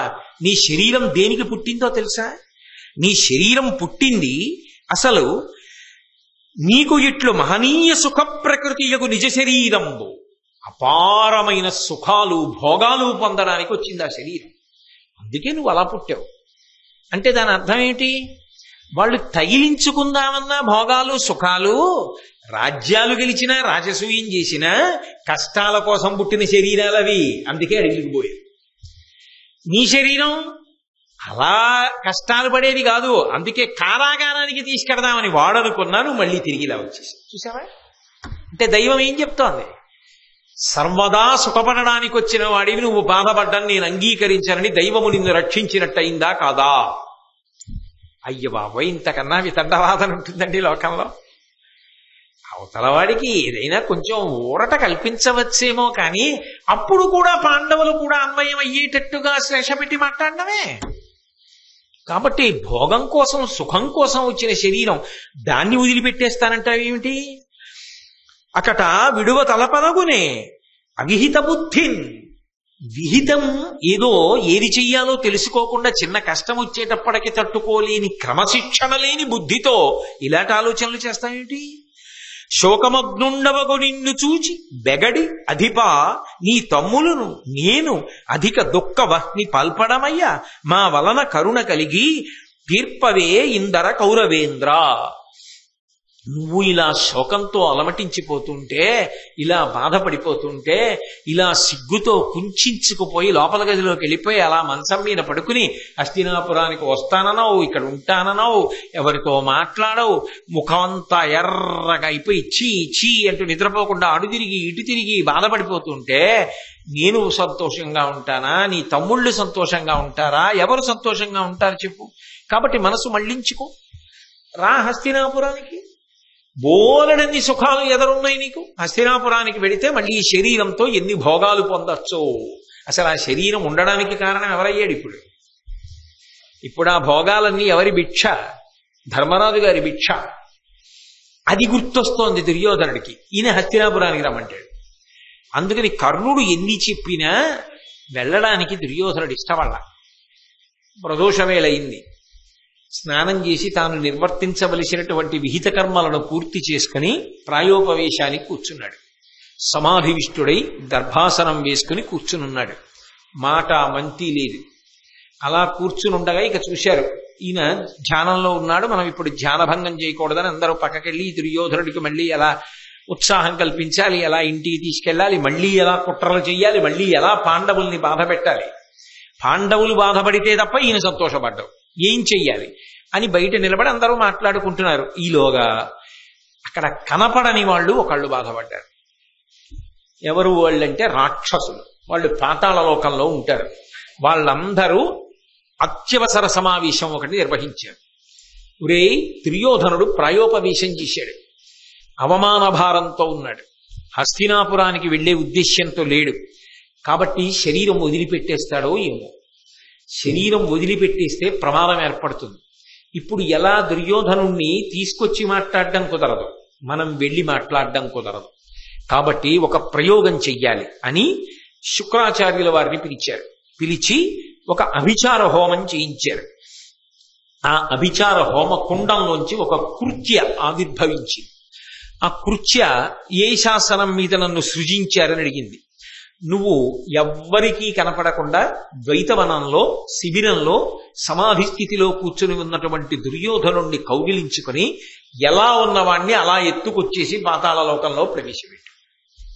వెంటనే ఈ కృత్య వెళ్ళి దుర్యోధనుణ్ణి కౌగిలించుకుని కదిపి ఎవ్వరికంటా పడకుండా నిశ్శబ్దంగా పాతాళలోకానికి తీసుకెళ్ళిపోయాడు. ఆయన కళ్ళు తెరిచాడు. ద్వైతవనంలో లేడు, పాతాళాల్లో రాక్షసుల మధ్యలో ఉన్నాడు. ఆ రాక్షసులందరూ చుట్టూ కూర్చుని ఉన్నారు. పాండవులైతే భయం కానీ రాక్షసులైతే భయం ఏముంది? కాబట్టి ఆ రాక్షసులందరూ దుర్యోధనుణ్ణి ఉద్దేశించి మాట్లాడారు. మహానుభావాలు, ఇలా శరీరాన్ని విడిచిపెడతానని చెప్పి హఠం చెయ్యడం మంచి పద్ధతి కాదు. ఎందుకనంటే మాకొక ఉత్తముడైన నాయకుడు కావాలి. వాడు మమ్మల్ని, మా అంశలలో పుట్టిన వాళ్ళని, చనిపోయిన వాళ్ళ అంశంలో వచ్చిన వాళ్ళని, వీళ్ళందరినీ యుద్ధరంగంలో నడిపించగలిగినటువంటి గొప్ప రాక్షసుడు మనుష్య శరీరంతో రావాలని మేము గొప్ప తపస్సు చేశాం. ఒకప్పుడు పార్వతీ పరమేశ్వరుడు ప్రత్యక్షమై మా యొక్క కోరికని మన్నించాలనుకున్నారు. అప్పుడు అనుగ్రహించారు, మీకొక నాయకుణ్ణి పంపిస్తున్నాను అని. ఆ నాయకుడే నువ్వు. నువ్వు మా అందరికీ నాయకుడవు. పరమశివుడు నిన్ను సృజించినప్పుడు కూడా నీ శరీరాన్ని చాలా ఆశ్చర్యకరమైన రీతిలో సృజించాడు. నీ శరీరము యొక్క పూర్వభాగం అంతా కూడా అద్భుతమైనటువంటి వజ్రముతో తుల్యముగా ఉంటుంది. వజ్రము బదలగొట్టబడదు. అందుకే నీ శరీర పూర్వభాగం, అందుకే తెలిసో తెలియకో దైవం ఉన్నది కదూ. కర్ణుడు అనకూడని మాట అనేశాడు. జూదంలో ఓడిపోని వాణ్ణి ఆరోభర్తగా ఎంచుకో అన్నాడు. ఆ మాట అనడం ఏమిటి? నిష్కారణంగా దుర్యోధనుడు తొడలగొట్టాడు. పూర్వభాగమే వజ్ర తుల్యము, అధోభాగము వజ్రతుల్యము కాదు. ఈ మాట అడ్డుపెట్టే భీముడు ప్రతిజ్ఞ చేశాడు, తొడల మీద కొట్టి పడగొడతాడు. లేనినాడు యథార్థమునకు భీముడు కూడా దుర్యోధనుడిని పడగొట్టడం సాధ్యం కాదు. నాభికి కింద కొట్టకూడదు కదా యుద్ధంలో. నాభికి కింద కొడితే పడడు, నాభికి పైన కొడితే అస్త్రములు కూడా పనిచేయవు. ఎందుకంటే అది పరమశివుడు వజ్రతుల్యంగా తయారు చేసిన శరీరం. ఎవరు తపస్సు చేసినా అనుగ్రహించాలి. అందుకని రాక్షసుల కొరకు సృజింపబడిన అపూర్వ శరీరం. పైకి అలా కనపడదు. ఎంత గొప్పగా ఉంటుందంటే పుష్ప సదృశంగా ఉండి భోగములకన్నిటికీ కూడా యోగ్యమైన శరీరంలా కనపడుతుంది. కానీ యుద్ధమే వస్తే గదాదండముల చేత కొట్టినా నీ శరీరం ఏమవదు. ఇది తెలుసు కాబట్టే కృష్ణ పరమాత్మ భీమదుర్యోధనుల మధ్య యుద్ధం జరుగుతున్నప్పుడు అర్జునుడితో ఒక మాట అన్నాడు, ఇతన్ని ధర్మయుద్ధంలో పడగొట్టడం సాధ్యం కాదు అర్జున అన్నాడు. ఎందుకని అంటే రాక్షసుల తపస్సు వలన అలా సృజింపబడ్డాడు.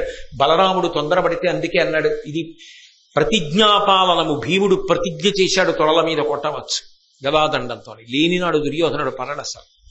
కాబట్టి అంత గొప్ప శరీరాన్ని. అంతేకాదు, మేమందరం కూడా నీ ఆజ్ఞ కోసమే ఎదురు చూస్తున్నాం. నీకు తెలియని కొన్ని అద్భుతమైన రహస్యాలు చెప్తాను దుర్యోధన, జాగ్రత్తగా విను.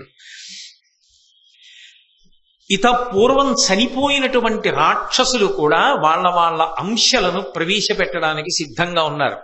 నరకాసురుడు ఎంతటి దుర్మార్గుడో నీకు తెలుసు. అటువంటి నరకాసురుడు కృష్ణుడి చేత వధింపబడ్డాడు. ఆ నరకాసురుడి యొక్క అంశ కర్ణుడిలోకి ప్రవేశిస్తోంది. కాబట్టి ఇప్పుడు ఆ కర్ణుడు తన బాణప్రయోగం చేత తాను చెయ్యవలసిన వధ చేత కృష్ణ అని పేరున్న ఇద్దరిని ఏకకాలంలో బాధపెట్టాలి. అర్జునుడిని చంపుతాడు. అర్జునుడికి కృష్ణ అని పేరుంది. అర్జున పల్గుణ పార్థ కిరీటి శ్వేతవాహన బీభత్సో విజయ కృష్ణ సవ్యసాచి ధనంజయ, ఆయనకి పేర్లు ఉన్నాయిగా. కృష్ణ ద్రౌపది పేరు, కృష్ణ అర్జునుడి పేరు, కృష్ణ కృష్ణుడి పేరు, కృష్ణ ద్వైపాయనుడు అని ఆయన పేరు. వ్యాసుడి పేరులో కూడా కృష్ణద్వైపాయనుడు అన్న పేరు ఆయనకి కలిసింది, కృష్ణ శబ్దం కలిసింది. కాబట్టి నన్ను నరకాసురుణ్ణి చంపినటువంటి కృష్ణుడు ఎవరున్నాడో ఆ కృష్ణుడు అర్జునుడు మరణిస్తే బాధపడతాడు. ఆ అర్జునుణ్ణి చంపడానికి కావలసిన దివ్యశక్తి నరకాసురుని యొక్క ఆత్మలో నుంచి ఇప్పుడు కర్ణుడిలోకి ప్రవేశిస్తుంది. కాబట్టి ద్విగుణీకృత ఉత్సాహంతో కర్ణుడు అర్జునుణ్ణి పడగొడతాడు. అర్జునుణ్ణి పడగొట్టేసిన తర్వాత కృష్ణుడు తట్టుకోలేడు. ఇవన్నీ జరగబోతున్నాయి. ఈ రాక్షసాంశలన్నీ భూమి మీదకి వచ్చాయి. ఇప్పటికే లక్షల కోట్ల రాక్షసులు సంశప్తకులు అనబడేటటువంటి పేరుతో భూమి మీద పుట్టి ఉన్నారు. వాళ్ళందరూ కూడా జరగబోయేటటువంటి భారత యుద్ధంలో నీ పక్షాన యుద్ధం చేస్తారు. వీళ్ళందరితో యుద్ధం చెయ్యడం అంత తేలిక విషయం కాదు అర్జునుడికి. కాబట్టి గెలుపు నీదే. ఎదర బ్రహ్మాండమైన గెలుపు కోసం నీకు తెలియదు. నీకోసం కొన్ని కోట్ల మంది రాక్షసులు అనేకమైన రూపాలతో ఉన్నారు. వీళ్ళందరూ భారత యుద్ధంలో నీ వెనక నిలబడతారు. అప్పుడు విజయాన్ని సాధిద్దువుగానివి. ఇప్పుడేదో ధర్మరాజు గారు నిన్ను విడిపించాడని ప్రాయోపవేశం చేసి ప్రాణం వదిలేస్తానంటావేమిటి? అసలు చేసుకోవలసిన పండగ ముందు. దానికి నువ్వు సంతోషంగా ఉండాలి తప్ప నువ్వు ప్రాయోపవేశం చేసి శరీరం వదిలేస్తే మేమందరం పార్వతీ పరమేశ్వరుల గురించి తపస్సు చేసి అద్భుతమైనటువంటి నాయకుడిని ఇమ్మని అడిగి పూర్వభాగం అంతా వజ్ర సదృశమైన శరీరం కలిగినటువంటి నిన్ను నాయకుడిగా సృజింప చేసి సంతోషించడం మాకెందుకు చెల్లుతుంది? కాబట్టి నువ్వు ప్రాణములతో ఉండాలి. కాబట్టి ఏ విధమైన బాధ పొందవద్దు. ఏమీ తెలియని వాళ్ళ హస్తినాపురానికి వెళ్ళిపో. ఎవరు ఏమను నువ్వు పట్టించుకో. వాళ్ళకి తెలియదు అసలు రహస్యం అనుకున్న వేసుకోండి. ఎంత ఆనందపడిపోయాడు. అబ్బా, నాకు తెలియదు ఇంతమంది రాక్షసులు ఉన్నారా నా గురించి. అప్పుడైనా ఒక ఆలోచన రావాలి కదూ. ఇంతమంది రాక్షసుల్ని ఇంత అధర్మాన్ని వెనక పెట్టుకుంటే ముందు ధర్మం నిలబడిన తరువాత నిలబడుతుందా? పర్వతమంత దూది కుప్ప వేసి అవతల ఉన్నది చిన్న నిరుసే కదండి, చిన్న నిప్పు కడికే కదా, నా దగ్గర దూది పర్వతం ఉంది కదా అంటే దాంట్లోకి పెద్ద దావాగ్ని పడాలా? నిప్పు నెరుసు చాలదు దూది పర్వతంలో పడిన తర్వాత కాల్చేయడానికి. ఇది దూది పర్వతం అధర్మం వల్ల, అది నెరుసు ధర్మం వల్ల. అది నెరుసైనా దీన్ని కాల్చేస్తుంది. ఎందుకని అంటే ఇది దూది పర్వతం, ఇది అధర్మం. అప్పుడైనా తెలుసుకోవాలి కదా. అంటే యథార్థమునకు ధర్మమునందు పరమ పూనిక కలిగిన వాడైతే ఆ మాట ఆలోచిస్తాడు. అసలు ఆ పూనిక ఎక్కడుంది? లేదుగా. అందుకే కాపక్ష్యమునకు పరాకాష్ఠ ఏమిటో తెలుసా? ఆయన ఇవన్నీ విని అనుకున్నాడు ఇది కర్ణుడికి కూడా చెప్పద్దు. ఎందుకు చెప్పకూడదు అంటే, ఓహో నేను ఇందుకే పుట్టాను, నా వెనక ఉండే వాళ్ళందరూ రాక్షసులే అన్న భావన కలగకూడదు. చాలా ఉత్తముడిలాగే నేను కనపడాలి, నేను చాలా మంచివాళ్ళలాగా ఉండాలి. అంతేగాని రాక్షస స్వభావం నా ఎందున్నది అన్న విషయం నా నోటితో నేను చెప్పకూడదు. అందుకే కర్ణుడికి కూడా చెప్పాల. ఎంత గొప్ప స్నేహాలో చూడండి. వెంటనే ఆ కృత్య దుర్యోధనుడు బ్రతకడానికి అంగీకరించగానే మళ్ళీ ఆయన్ని యథాస్థానంలోకి తీసుకొచ్చి కూర్చోబెట్టింది. ఏమీ ఎరగని వాళ్ళ మళ్ళీ ఆ దర్భల చాప మీద అలాగే ఉన్నాడు. కొంతసేపు అయిపోయిన తర్వాత కళ్ళు తెరిచారు. వీళ్ళు లోపలికి వచ్చారు. వాళ్ళు అనుకుంటున్నారు ఇలాగే ప్రాయోపవేశంలో ఉండిపోతాడో ఏమిటో, ఇలాగే ప్రాణాలు వదిలేస్తాడో ఏమిటో అని వాళ్ళు బెంగపెట్టుకుని మళ్ళీ కర్ణుడు వచ్చి దుర్యోధనుడి దగ్గరికి, చచ్చి విరోధుల్ని ఏం సాధిస్తావు? చచ్చిపోయావు అనుకో ప్రాయోపవేశంలో, విరోధులు ఏమంటారు? నవ్వుతారు. ఎందుకు నవ్వుతారు? అటు గెలవను లేకపోయాడు, ఇటు మేము గెలిచి విడిపిస్తే అవమానం తట్టుకోలేక చచ్చిపోయాడు. ఇంకెవడు తప్పిస్తాడు? వాడి చావు ఇంకొక రకంగా మేం తప్పించాం, కానీ వాడంతట వాడే చచ్చిపోతానంటే మేమెక్కడ తప్పించాం? కాబట్టి మేం తప్పించలేం. కానీ నువ్వు చచ్చిపోయావన్న విషయం మాత్రం శత్రువులు సంతోషించడానికి కారణం అవుతుందా అవదా? అంటే చచ్చైన శత్రువుల్ని సంతోషపెడతావా చెప్పు? ఒక్కనాటికి పెట్టడు. ఒక్కొక్కడి తీరు ఎలా ఉంటుందంటే, ఓ 10 రూపాయలు అప్పు ఇవ్వండి, ఇవ్వకపోవచ్చు. కాస్త పంచదార ఇవ్వండి, ఇవ్వకపోవచ్చు. మీ పాత బట్ట ఏమైనా ఉంటే ఇవ్వండి, ఇవ్వకపోవచ్చు. ఏమంటే 4 రోజులు హాయిగా ఒళ్ళు వేడిగా ఉంటే పడుకోవాలనుంది, జ్వరం వచ్చిందంటే ఎవడో నా జౌలికి రాడు కదా, అందులో 4 రోజులు జ్వరం వస్తే బాగుండనుంది. ఇంకా నాకు జ్వరం రావట్లేదు, మీకు జ్వరం వచ్చింది కదా, మీకు జ్వరం తగ్గితే పనులు చేసుకుంటానంటున్నారు కదా, ఒక్క 4 రోజులు మీ జ్వరం నాకు ఇచ్చేయండి అంటే, నా జ్వరం నేను దిగిస్తాను అంటాడు. నా అన్నది జ్వరం కూడా ఇవ్వడవాడు. అలా దుర్యోధనుడు ఏమిటంటే చచ్చి కూడా పాండవులు సంతోషించడానికి వీల్లేదు. అందుకు ప్రయోగించాడు కర్ణుడు ఈ మాట. ఆ పిచ్చి కర్ణుడికి తెలియదు, ఆ కూర్చున్నవాడు ఎప్పుడో పాతాళానికి వెళ్ళొచ్చేసాడు, వాడేమి ఇప్పుడు చచ్చిపోవడానికి సిద్ధంగా లేడు. అందుకు మాట్లాడుతున్నాడు. అక్కడికి వెళ్ళొచ్చానని దుర్యోధనుడు చెప్పడం, కానీ చచ్చిపోయే వాళ్లే నటిస్తున్నాడు ఇప్పుడు. అయ్యి బాబోయ్, మనుష్యుల మధ్య ఎంతంత కాపక్ష్యాలండి, వాళ్ళ మధ్య వాళ్ళకే అరమరికలు. అదే పాండవులైతే ఇష్టం లేదు నిజానికి యుద్ధం చెయ్యడం, దుర్యోధనుడిని విడిపించడం. కానీ ధర్మరాజు గారు ఆజ్ఞాపిస్తే చేసింది త్రికరణ శుద్ధిగా చేస్తారు. వాళ్ళలా చేయరు. కాబట్టి ప్రాణాలతో ఉండు, దుఃఖాన్ని విడిచిపెట్టు, నిర్వేదాన్ని విడిచిపెట్టు. దెబ్బ తిన్నావని నువ్వు అనుకుంటే మళ్ళీ దెబ్బ ఎలా కొట్టాలని ఆలోచించు. అంటే ఏం చేయాలి? మళ్ళీ ఏదో యుద్ధం చేయాలి. నేనున్నానుగా వెనకాల. ఎప్పుడూ ఆ మాట అనడానికి సిద్ధంగా ఉంటాడుగా. ఏమిటి నీ బాధ? అర్జునుడు గంధర్వుల్ని ఓడించాడు, చిత్రసేనుణ్ణి ఓడించాడు, నిన్ను విడిపించాడు, అంతేనా నీ బాధ? ఆ అర్జునుణ్ణి యుద్ధంలోనే చంపేస్తా, చాలా. నేను పూర్వం మాటగా చెప్పా, నువ్వు నమ్మవు. ఎందుకని? ఇప్పుడు కర్ణుడి మనసులో ఒక దిగులుంది. ఇప్పుడు దుర్యోధనుడి మాట అలా ఉంచండి, తన ప్రతిష్ఠ చితికిపోయింది కదా. కర్ణుడి మాట వింటాడు, కర్ణుడి మాట వింటాడు. వెళ్ళగానే ముందు పెద్ద ఆయన భీష్ముడు ఏమంటాడు? వీడిని నమ్మి వెళ్ళేవి ఏం చేసాడు వీడు అంటాడా? అందుకని మళ్ళీ కూడా తీసుకోవాలి. దుర్యోధనుడికి మనం గెలవగలమన్న నమ్మకాన్ని నిలబెట్టాలి. నిలబడితే తప్ప యుద్ధం జరగదు. అనుమానం ఉండిపోయింది అనుకోండి, వీడు ఓడిపోయాడు, అర్జునుడు గెలిచాడు కదా, వీడిని నమ్మి ఎలా పెడతామన్నాడు అనుకోండి, యుద్ధం జరగదు. యుద్ధం జరగకపోతే తాను అర్జునుడితో యుద్ధం చేయడం కుదరదు. జరగాలంటే యుద్ధం నమ్మకం ఉండాలి దుర్యోధనుడికి. దుర్యోధనుడి నమ్మకం నిలబెట్టుకోవాలంటే ఇప్పుడు మామూలు మాట కాదు, శపథం చేయాలి. ఎలాగో దానికి సిద్ధమేగా అర్జునుడిని చంపుతానని. అందుకుని అన్నాడు, మది అర్జును చూచి భయంబద వినయది నీకు వాని ఉగ్రరణమునన్ 14వ ఏడు జయించదా ఆయుధమంటి ప్రతినశేసి నదిపా. దుర్యోధన, నాకు బాగా అర్థమైంది, నీ చచ్చిపోతా అని నువ్వు ఎందుకు అంటున్నావో తెలుసా? నిజానికి నీకు అర్జునుడి గురించి మనసులో బెంగ పట్టుకుంది. అర్జునుడి గురించి బెంగ పట్టుకోలేదు, కర్ణుడు ఏమీ చెయ్యలేడేమో అని బెంగ పట్టుకుంది. అసలు నిజంగా పట్టుకుంటే కదా, అలా పట్టుకుందేమో అని కర్ణుడికి అనుమానం.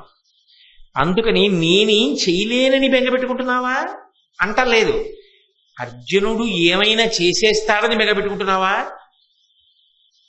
అంటే, అర్జునుడి మీద పగ దుర్యోధనుడికి చల్లారకూడదు. అందుకే యుద్ధం వైపుకే నడవాలి దుర్యోధన దృష్టి. అందుకని చాకచక్యంగా అన్నాడు, మది అర్జును చూచి భయంబద వినయది నీకు వాని ఉగ్రరణంబునన్. ఆ అర్జునుండి రాబోయేటటువంటి కాలంలో 14వ సంవత్సరంలో బ్రహ్మాండమైన యుద్ధం జరిగినప్పుడు నేను 14వ ఏడు జయించదా అర్జునుండి జయిస్తాను. ఆయుధమంటి ప్రతినశేసి నదిపా, ఆయుధం మీద చెయ్యి పెట్టి ప్రతిజ్ఞ చేస్తున్నా, అర్జునుణ్ణి గెలిచి తీరుతా. దుర్యోధన మహారాజా, నువ్వు బెంగ పెట్టుకో, అర్జునుడి గురించి మనసులో బెంగ తీసేయి. నిజంగా ఉంది ఆయనకి ఇప్పుడు, ఆయనకేం లేదు. ఎందుకంటే పాతాళానికి తీసుకెళ్లి రాక్షసులు చెప్పారు కదా, వాళ్ళు చెప్పారు అసలు విషయం. నరకాసురుడి అంశ కూడా కర్ణుడిలో ప్రవేశిస్తోంది, బెంగపెట్టుకోకని చెప్పారు. కాబట్టి కర్ణుడి మీద విశ్వాసం దుర్యోధనుడికి ఉంది, పోయిందేమో అని బెంగపెట్టుకుంటున్నవాడు కర్ణుడు. అందుకని ఓ ప్రతిజ్ఞ కూడా చేసి అనుకుంటున్నాడు, ఇప్పుడు దుర్యోధనుడు నన్ను నమ్మాడు, ప్రతిజ్ఞ కూడా చేశాను కదా, కాబట్టి అర్జునుడిని కొట్టి తీరుతాననుకుంటున్నాడు. ఇప్పుడంటే యుద్ధం చేయలేకపోవడానికి కారణం అంతమంది వచ్చి మీద పడిపోతారా మరీ అన్యాయంగా. అందుకని రథం కూడా విరిచేస్తే ఏం చేయనండి, వెళ్ళిపోయాను. మళ్ళీ వచ్చాను కదా, అప్పటికేమో ఈయన్ని పట్టుకోవడం, కట్టేయడం, తీసుకెళ్ళిపోవడం, వదిలిపెట్టేయడం అయిపోయింది. ఇంక నేనేం చేయను అని ఏదో సమర్థించుకోవడానికి అవకాశం. నిజంగా లోపల ఎవడంతరాత్మక వాడికి తెలియదు. కానీ ఇంకొక అవకాశం అలా నేను ప్రతిజ్ఞ చేశాను అనేటప్పటికీ దుర్యోధనుడు లోపల ఇంకా సంతోషించాడు.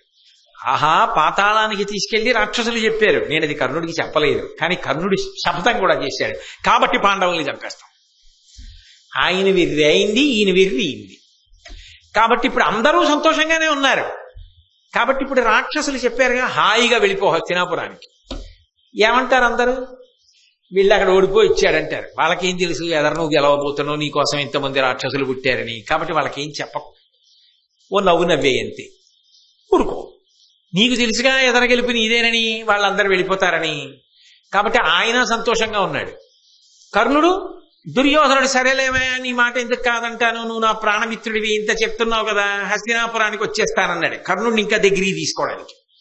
కర్ణుడు, చూసావా దుర్యోధనుడి పుటలో పెట్టగలిగాను, నా మాట మీద నమ్మకం ఉంది, పర్వాలేదు, ఓడిపోయినా ఈ పూని కొంచుకోగలిగాను ప్రతిజ్ఞ చేయడం వల్ల. కాబట్టి కురుపాండవుల మధ్య సఖ్యత కుదరదు, యుద్ధమే జరుగుతుందిలే. కర్ణుడు సంతోషంగా ఉన్నాడు. అమ్మయ్య, ఏదో మొత్తానికి ఇంటికి వస్తున్నాడని రాణులు పరివారం అంతా సంతోషంగా ఉన్నారు. మనం ధర్మం తప్పలేదు, ధర్మరాజు గారు సంతోషంగా ఉన్నాడు. ఇంతమంది సంతోషంగా ఉన్న తర్వాత అలా ఒక్క రాత్రైనా ఉండనివ్వండి. ఇప్పుడే మిగిలిన ప్రవచనం ఎందుకు, రేపు 7 గంటలకు కలుసుకున్నప్పుడు మిగిలింది చెప్పుకుందాం. మంగళాశాసన పరై పదాచార్య పురోగమై సర్వైశ్చ పూర్వైరాచార్యై సత్కృతాయాస్తు మంగళం. మంగళం కోసలేంద్రాయ మహనీయ గుణాత్మనే చక్రవర్తి తనూజాయ సర్వ